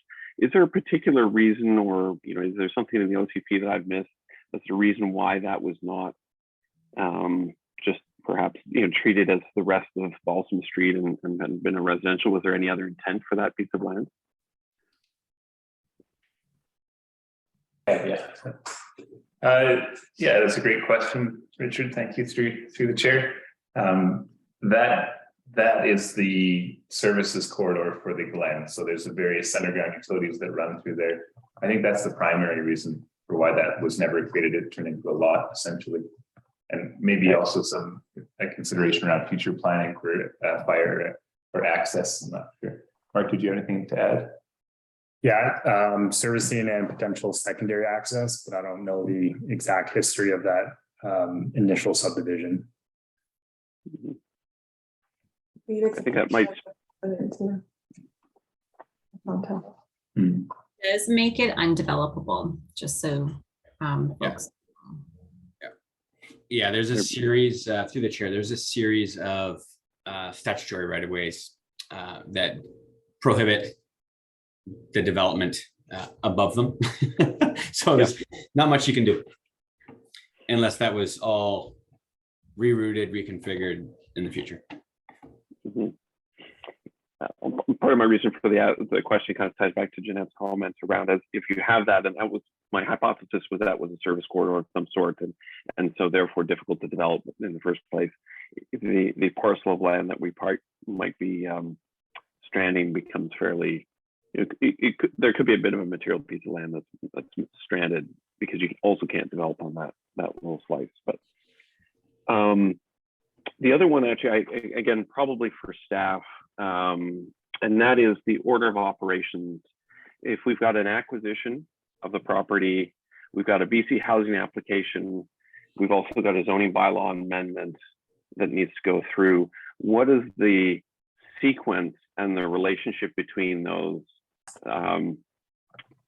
Just so we understand, how these different stage gates need to be met for this project to proceed. And so, if for whatever reason, what I'm thinking about is, what if something happens and falls through at a later stage? What if we change permanently along the way for a project that might actually, at the end of the day, might not quite get to where it needs to?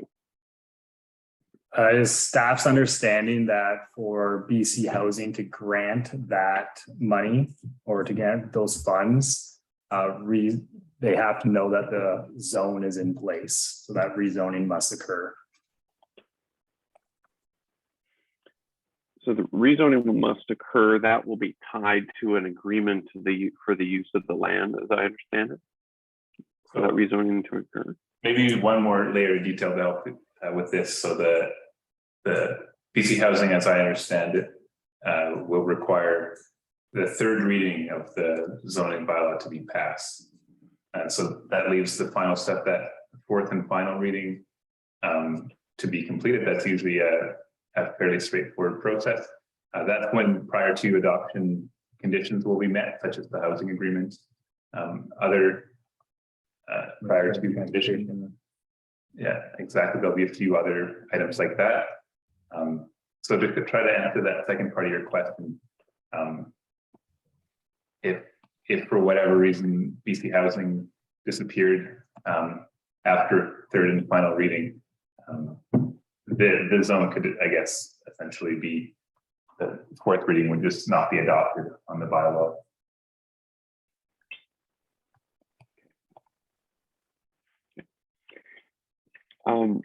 And then I think my last question, it relates to the footprint on the first floor around the programming space. And maybe it's a first question for Jesse or for Casey, but in terms of, I understand you're looking for new space, moving out of existing space that you use today is one of the objectives that might be met by this.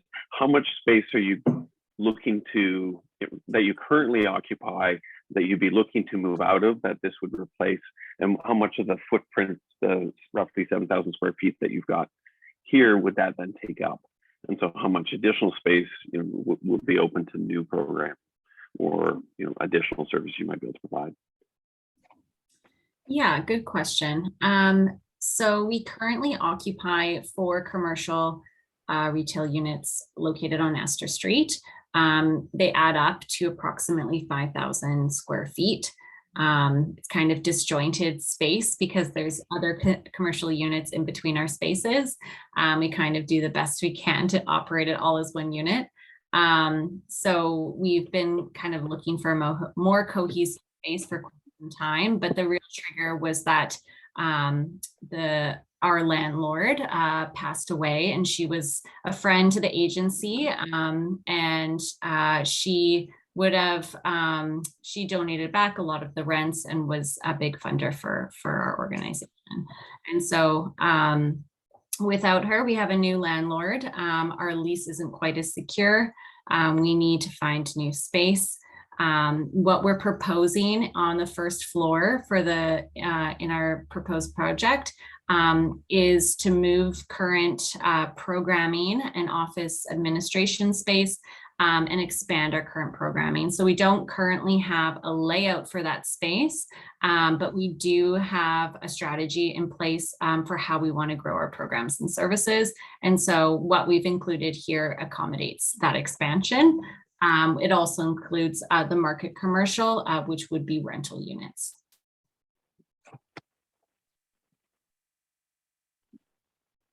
I think that's all the questions I had for the applicants while they were joining us. So I just want to thank Casey, Jesse, both of you for the time you spent and for answering our questions. Do any of the commission members have any final questions before we allow the applicants to step back from the floor and return to their sort of demoted seats, if I can call it that? Yes, Kirsten. I just had one more question. So with the market commercial, what are kind of the allowable uses that would be in there? Would we be having the same allowable uses as what's in the commercial development 2 area? I don't know what that is. That might be a question for staff, just in terms of under this new CD zoning proposal, what would the allowable commercial use for the market commercial space be? Yeah, we would put us under the CD zone, we'd have permitted uses, for example, commercial, and then under that definition, under the bylaw, that's what would be allowed.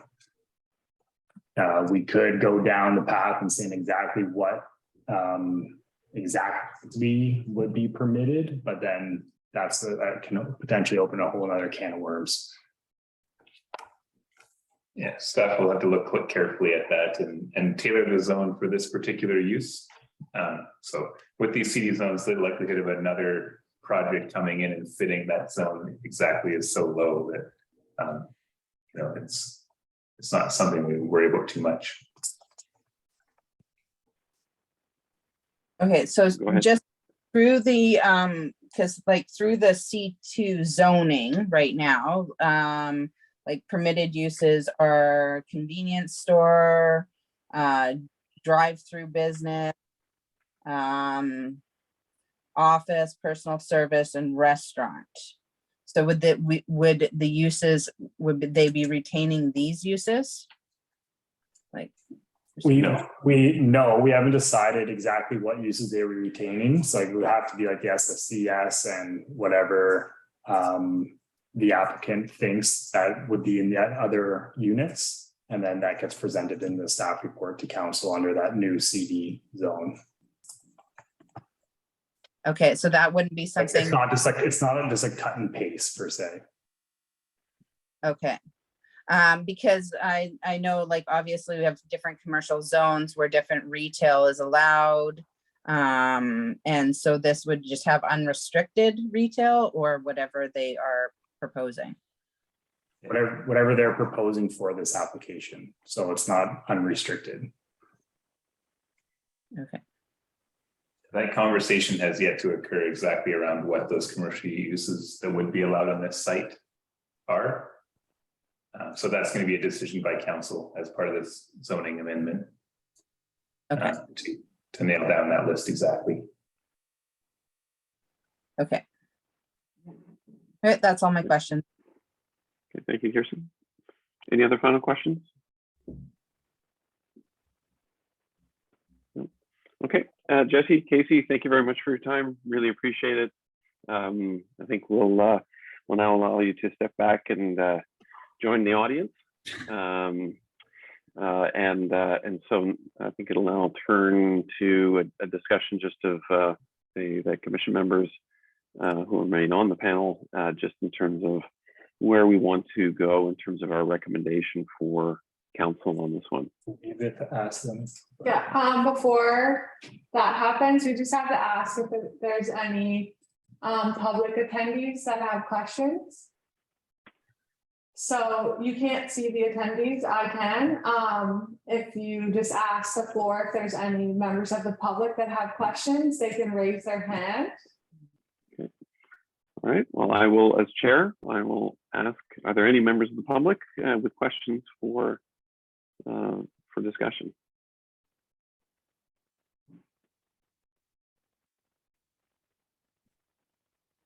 It does not look like anyone has raised their hand.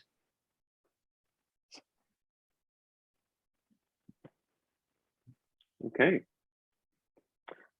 All right. I'll turn it over then to my panel members, and you know, I'm open to suggestions on how best to guide this discussion. But I was thinking maybe just first getting a sense from each person if you're generally in support, but need to have some comments or things that we think we might want to include in conditions. Or recommendations to council, or if you're generally not in support and would want to oppose the application for the zoning amendment, just to understand kind of are we all aligned in terms of one way or the other before we get into details of what we might specifically recommend to council. So as a first point, is there anyone who would be opposed to this project or opposed to a recommendation to council to proceed, subject to obviously conditions that we'll now discuss?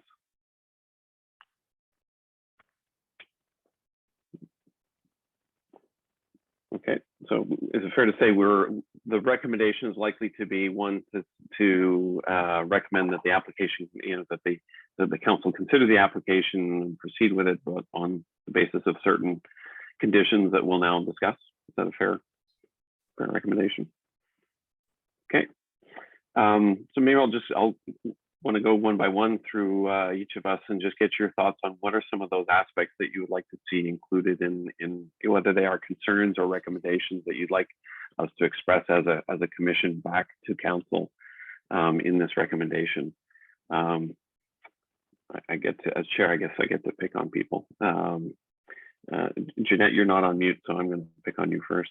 Sure. I mean, I think you've heard my areas of concern. I am in support of this. I think it's that Pemberton definitely needs both the affordable housing and the social services that comes along with it. But I do think it can be better. And I would like the applicant to consider certain points, which I've raised in my questions. Do you want me to list them?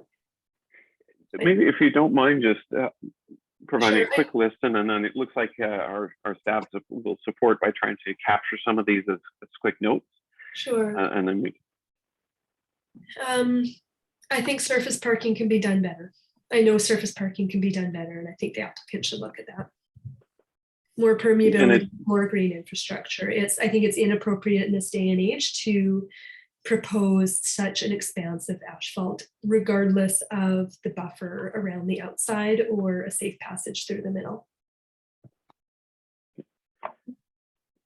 Surface parking design with regard to, as I said, permeability, Yep. use of green infrastructure. Yep. Regards. General environmental sustainability. Perfect. Thank you. Thank you. Sorry, typing under pressure. That's great. You did well. May I add to that? I'm not sure, Chair, sorry to interrupt. I am very comfortable with you jumping in. Please go ahead. Thanks. And Jeanette, please let me know if this captures what we had talked about, that also it is based on local precedent of parking use with the current affordable housing projects, Orion, the other. I think that's a different point, but still a really important point. Thank you. That they go back to their transportation consultant and request that a local example be studied. And or we could make a recommendation to ask for a peer review of that study, but that might be onerous on the applicant. But definitely a local example should be included. Yeah, review of parking requirements Consider using local. exactly Local considering example. local examples and precedents. I mean, but I didn't see the parking study, but I assume that Local. Let's say parking requirements should be reevaluated to consider local examples, something like that. sure. Yes. Should be reevaluated to consider local examples. Do they include or to? That's fine, yeah, but that, I think that captures it. Should I? Well, Jeanette, you have perhaps any Okay, I will other continue. key points? I will continue.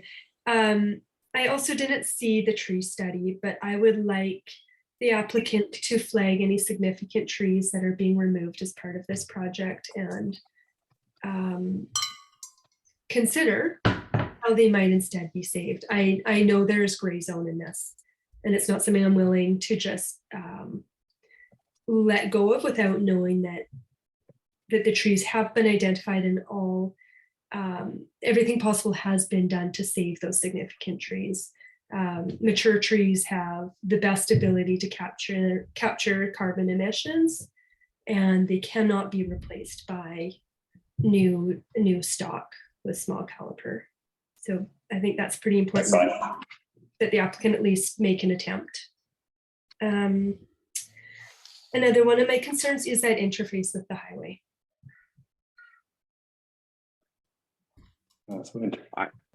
Yeah, I have a concern around the interface, and when you're speaking of the interface to the highway, this is probably more, and at least from my concern is more around the design, and so this is more for a development permit situation. But you know, how do we make sure it meets the character that we're looking for as part of the gateway?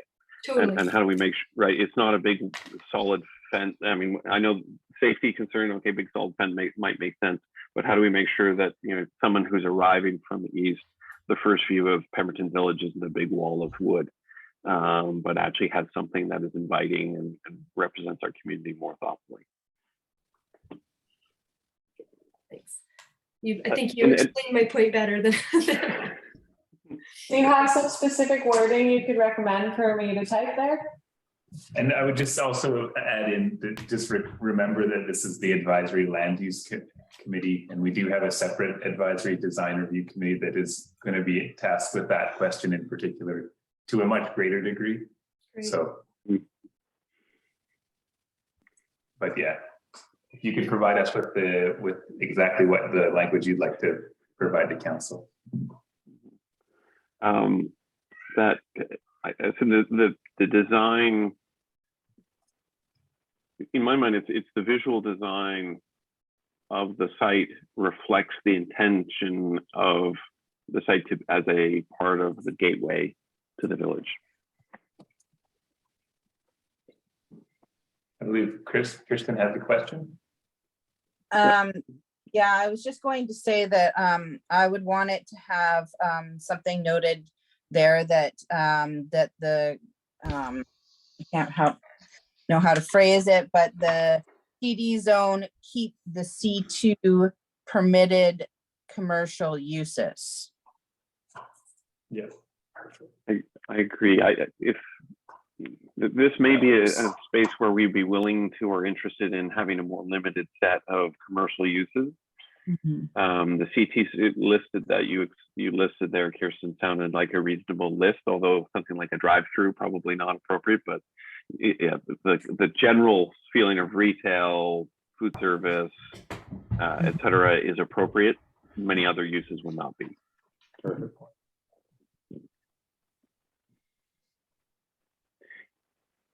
And so maybe the point here, just to kind of try and be explicit, and Kirsten, I don't mean to put words in your mouth, so please tell me if I'm getting this wrong, but it retains it in that it doesn't become more permissive. Yeah. Sort of the key, right? Well, I want to more of the civic uses, like childcare is one of the uses. Mm-hmm. Of the uses. I wouldn't want to really restrict it, but want to see it more along those lines and to remain that way. Yeah.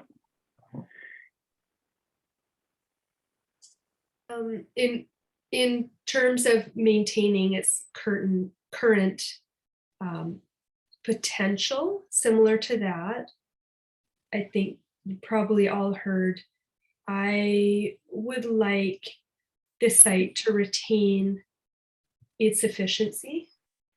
They're proposing a much lower density on a fairly important piece of land that should contribute to the urban fabric of the village. You had, I think, suggested the concept of split zoning the site. There is something in my mind that has some appeal there. Because, what we're essentially talking about right now is about 60% of the site, but we're creating zoning to cover 100%. And is that appropriate, or should we actually? Could we split zone this one parcel such that the application zoning is defined and kind of as they've laid it out, but adjusted for use for a smaller portion of the parcel, and then we leave the C2 in place for the rest. Yeah, it's that idea. Mm-hmm. So yeah, basically just maintaining improving the efficiency of that parcel, maintaining current density on the balance of the site. Mm-hmm. However we want to. So that, yeah, the CD zone, if it is going to be a single zone, then the CD zone retains the flexibility to maintain to achieve the existing permitted level of density through the use of the remainder of the undeveloped remainder of the site. Yeah, yeah. Don't ask me to say that again because I can't remember what I said. The CD zone retains the ability to achieve the existing permitted density through the development of the remainder of the site. Or maybe we want to see that the rezoning retains the ability because they could use different tools. It could be approached in different ways. But zoning is one way to do that, or incorporating it into the CD zones, another way to do that. But that the umbrella term, the rezoning, retains the current entitlements through the future development of the site, of the remainder of the site. Something like that, yeah. Is this Nikki typing? Yes. Thank you. Does that look okay? Yeah, Might wanna zoom Richard in. agrees. Zoom in. Yeah, just a tiny bit if you can. I'll just make it bigger. And I had only one other thing that I think is important to me, and that is also retaining potential, is that as much as possible, the applicant consider the future use, the future childcare use on their site through their development permit designs. I don't know if we can do that, but I would just hate to see them go ahead with their detailed drawings and not factor that in and then come back and have to retrofit, or find that it's too expensive to retrofit so they don't build it.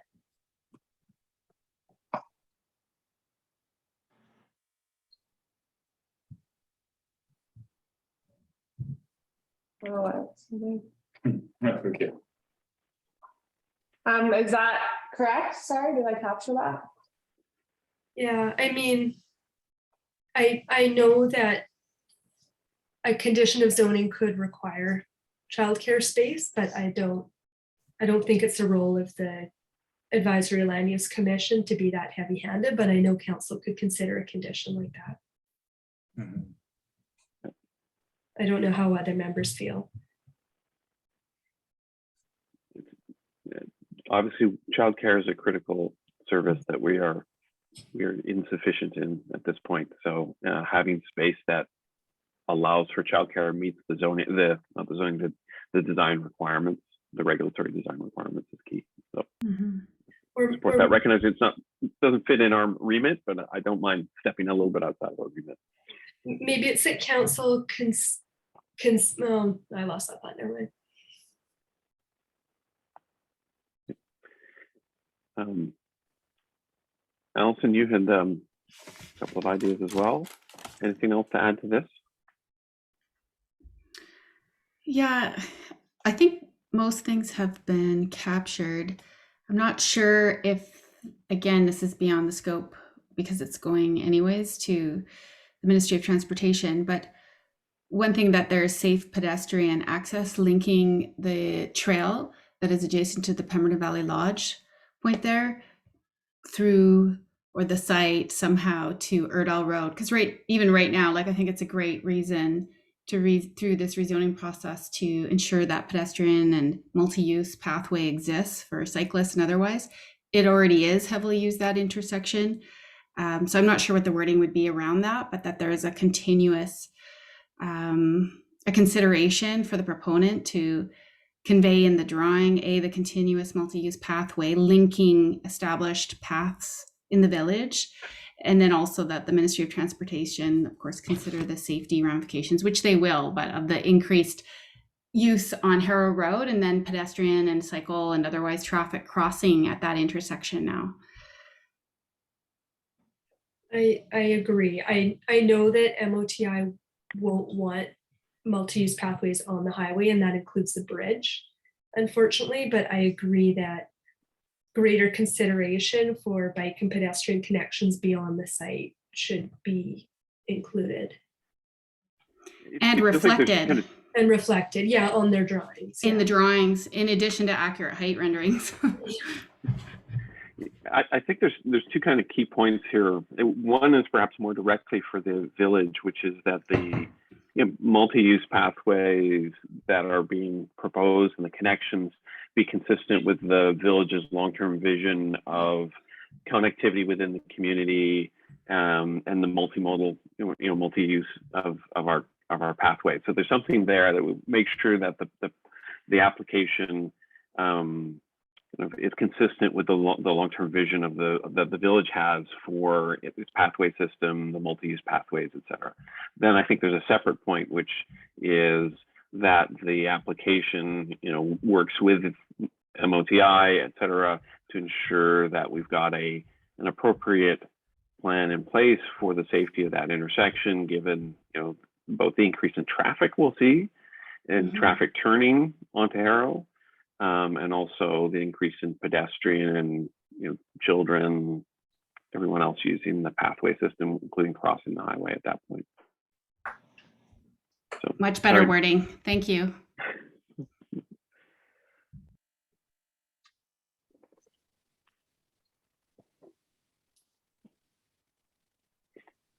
Can you spell out a sentence for the second one? Sorry, I can't type on your behalf. I'm typing on your behalf, but I can't speak for you.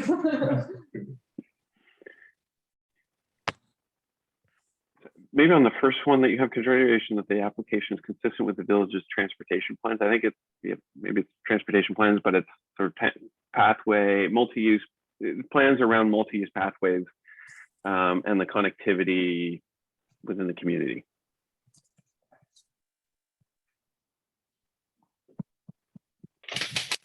And I invite others to critique, others from the panel to critique my wordsmithing. And then I think this one is also to, that the application, or the applicants, and obviously this is subject to whatever the requirements are, but work with MOTI to address both increase in vehicle and pedestrian traffic at the intersection with Harrow Road and the highway, as part of the application and the project.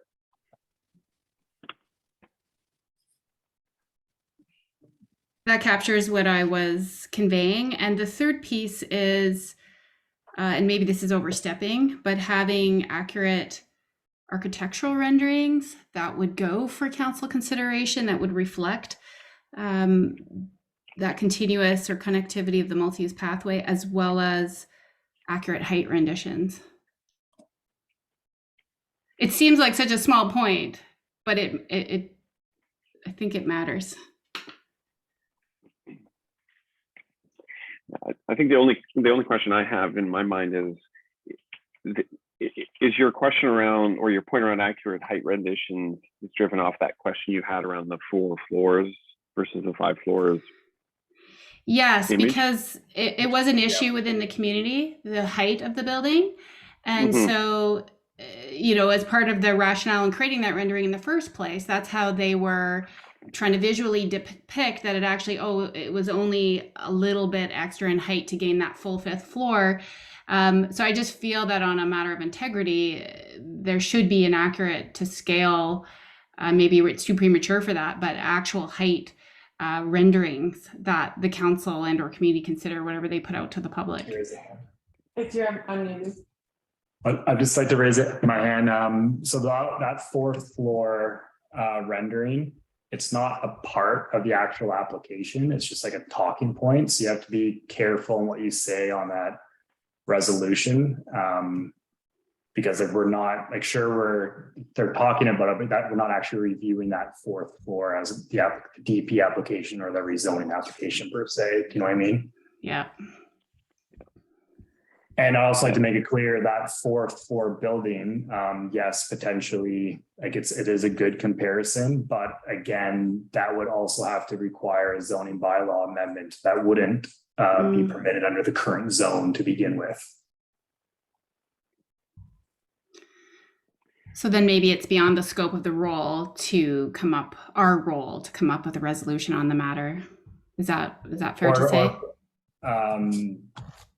All potential talking renderings or talking points must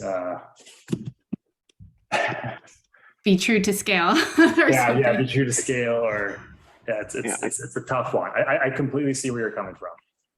I struggle a little bit because with that one, and this is just me personally, because it does sort of imply that we think that what they provided us is inaccurate to date, and I'm not sure that that's actually the case. There may be good reasons why those 1st and 4th floors are bigger, and actually that might be an accurate rendering. So I just want to be careful that we're not suggesting that what they provided is inaccurate, or what they are going to provide is in any way, that they're planning to show something that might be misrepresenting. I agree. Okay. I agree. And not implying, and I'm certainly not implying anyway that they were or are or have been misrepresenting. But I think to have a proper, fully informed decision for the visual thinkers on the chief and council or whoever they may show it to, it is important. Accuracy. So if it's not necessary, then from the chair's point of view, I'm happy to forego a resolution on that matter. And through the chair, I was just going to say, unless any other members of the council feel strongly, that would be my recommendations. We wouldn't include that point. Okay. All right. Sorry, Mark, was that yourself? Yeah, through the chair to Allison. I had a close look at those drawings myself, the height chain comparison, and including scaling the drawings with the scale. And I know what you mean. Looking at them, there is some inconsistencies in the floor heights, but I did check the math myself, and it as far as you can tell on a drawing, it did check out. So great. Thank you for clarifying.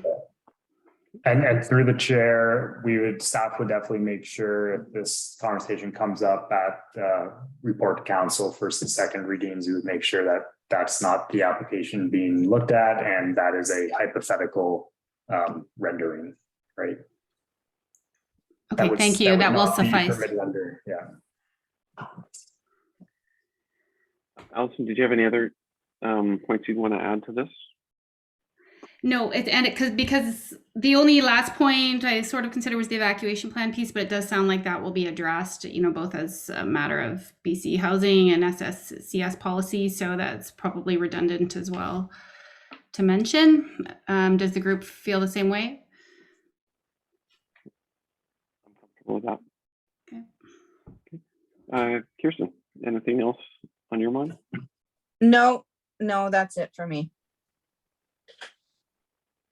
Okay. reread everything. Can I, through the chair, to the chair, Yep. may I wordsmith a couple of these, or did you have some points to add? Go ahead. I'm just looking through my notes, but I feel like we've captured my key points as well.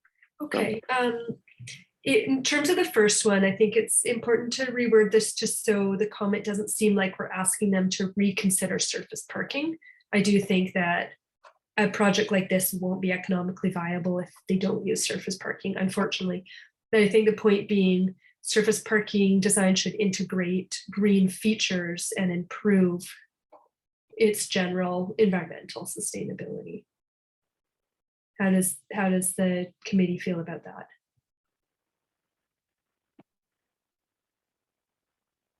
Great. Yeah, you can keep the got general environmental. Yep. Okay, and then And remove the word "be" in front of integrate. Mm-hmm. Yep. Thank you, Nikki. And then the other edit would be to bullet number 3. It's fine, but then in addition to flagging significant trees, I would add and note efforts to retain. I know it's not always possible, but through my experience, there is often something that can be done before a tree is simply cut and thrown out. And that's that gray zone. So thank you.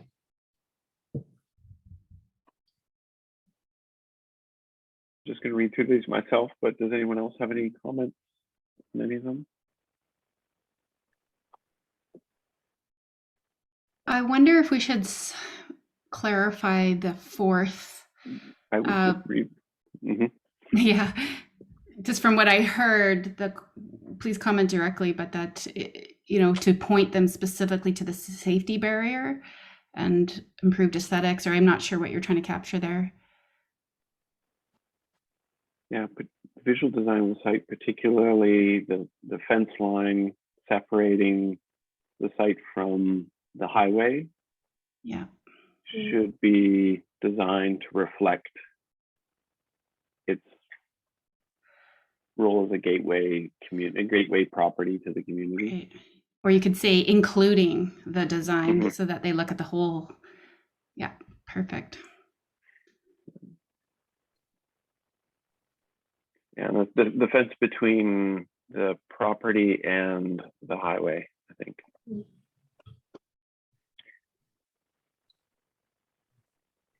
And it should be the visual design of the flag should reflect. Just to make it Yeah, you got it. yeah, perfect. Thank you, Nikki. It's a horrible job to be the person trying to capture minutes live, so I appreciate it. I do it all the time. I would also add that the committee doesn't have to worry about typos. We will make sure that there are no typos. Yeah, I will edit the notes. But I appreciate the attention to detail.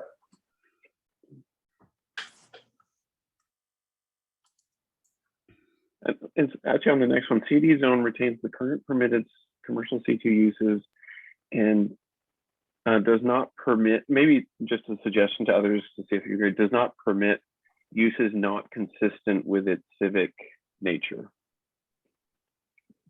Something like that. By it, do you mean the C2 Yeah. zone or the sites? Or CD, or I guess it should be the rezoning should retain, because the CD, again, is it a CD zone? We think it will be, but the rezoning should retain the current permitted C2 uses. There was a point, I think, Kirsten, you made. So you had some wording just around the civic use, and I liked it, and I just can't recall exactly what it was at the time. Yeah, it was just more to ensure the civic, I guess, to ensure the civic uses of the building, civic commercial uses of the building. Basically, so that it doesn't become something else, other, like Sea to Sky down the road, it should have civic or childcare community uses. Through the chair, do you want me to just read out the current permitted principal uses under the C2 zone? Sure, let's go ahead. Okay. Arts and culture, childcare center, civic, convenience store, drive-through businesses subject to conditions of use, food truck, gasoline station, hostel, hotel, motel, office business, personal service, restaurant, retail, recreation, and leisure. Those are the permitted principal uses under the current C2 zone. Okay. So maybe it's fine to leave it as we had, should retain the current permitted uses and should not become more permissive. I guess it depends what we mean by being more permissive. In other zones in the core, there's more allowable uses in the other commercial zones. But the CD zone is requesting more uses through, is it not? Maybe it isn't. Maybe the Sea to Sky community services would be already permitted through C2, would it? Are we specifically talking about the commercial spaces within the building footprint? So we would have to make sure that we don't prevent Sea to Sky Community Services from being able to use their programming space for their purposes. Exactly. Through the chair, I believe the use of the Sea to Sky services would already be permitted with under the C2 zone, but we will completely double check that and make sure that they would be under the new CD zone. But I believe it would fall under that child care center and that civic use. Yeah, and also potentially the retail, recreation, and leisure. Through the chair, they are also proposing offices, which might mean that they're meeting clients there and performing what might be more similar to social work in their offices. Maybe, sorry. Maybe there is office and business under the current C2. Okay. Thank you. Okay.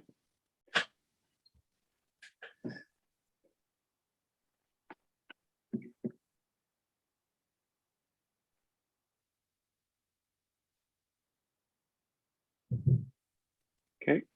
Any other comments on the draft resolution? I am not totally happy with our point about future childcare. Does anyone else have comments about that? Is your concern clarity? I mean, it's very specific. I think I get into mechanism too much because that's where my brain goes.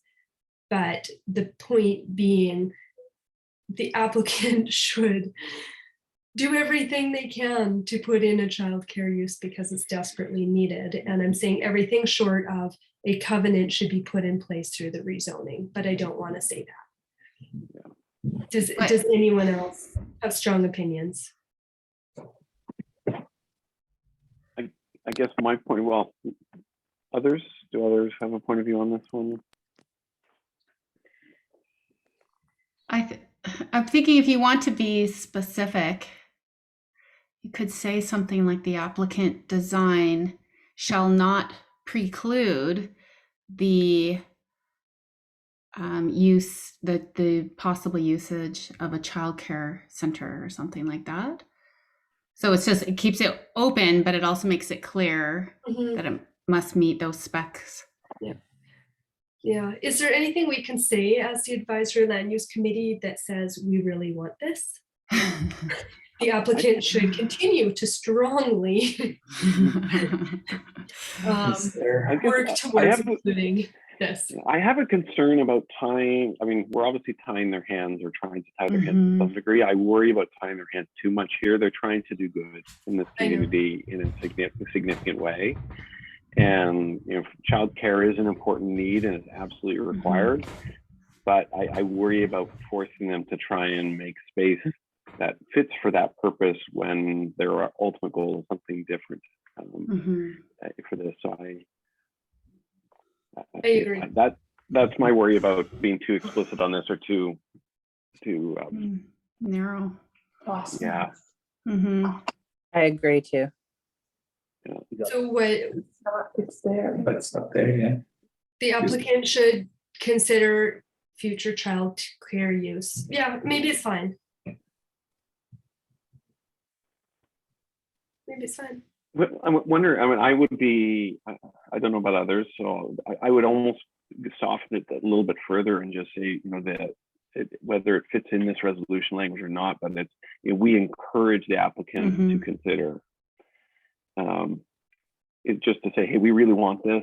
We think it's valuable, so we'd really like you to be thinking about it, rather than council, we think you should agree to this application on the assumption, on the condition that they take into account childcare, which is a little bit harsher. Thank you, Richard. I know it is on council's mind as well.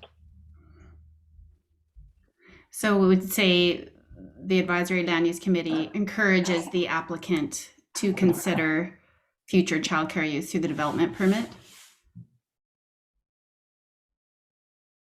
Yes, that would work for me.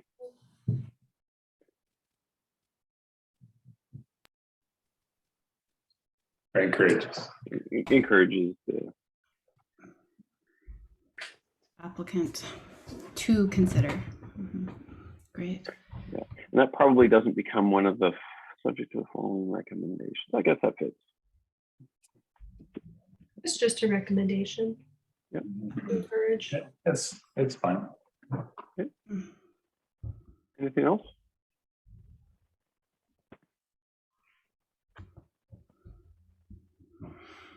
Okay. Are we ready to put this resolution forward for a vote? Yes. Okay. Yes. I would like to present or move that we adopt this resolution as drafted. I can move it. Okay, do we have a second? I'll second it. Okay, excellent. All in favor? You should read it out. Read it out. Are you able to read it out? Do the panel members or the council members wish staff to read it out, or are you comfortable that you've read it through yourself now? I'm going to say that we're comfortable that we've read it ourselves. Mm-hmm. Okay. You also have the chance to amend it during the circulation of the next minutes, should you find anything was inconsistent. So. Okay, perfect. Okay, so I think we've adopted that resolution. I'm just looking at our agenda. I know there's only a couple of things left between us and dinner, so I'll try to get to any items of new business. There are none. Okay, perfect. It is proposed for the next meeting. We're looking at adopting a meeting schedule. It's been recommended to us from staff that the next meeting take place on Wednesday, October 24th, if required. That's consistent with, I think, the schedule we've discussed as a commission previously, making it the third Wednesday of the month. Any concerns with that? I don't think we need a motion there, but any concerns with that timing? Okay, perfect. Staff, you don't need a motion on anything related to that, I'm assuming? No, there just needs to be a movement that the next meeting take place on Wednesday, August 24th, if required. Okay, I will move that. All right. Anything else before I ask for a motion to adjourn? No. All right. Do I have a motion to adjourn this meeting? Sure. Excellent. Thank you very much. I appreciate it. I don't think I need to have a seconder or vote on that. I think we can now adjourn this meeting at 7:35 p.m. Thank you. Thank you. Thank you. Good job, you. Chair. Thank you. Thank you, everyone, for all your help. Thank you to the staff members for supporting Nikki in particular for trying to keep up with us with all the typing and minutes along the way. And obviously, I thank the applicants and any members of the public who spent the last 2.5 hours with us. Appreciate your patience. And thank you to the chair for your excellent Mhm. chairing.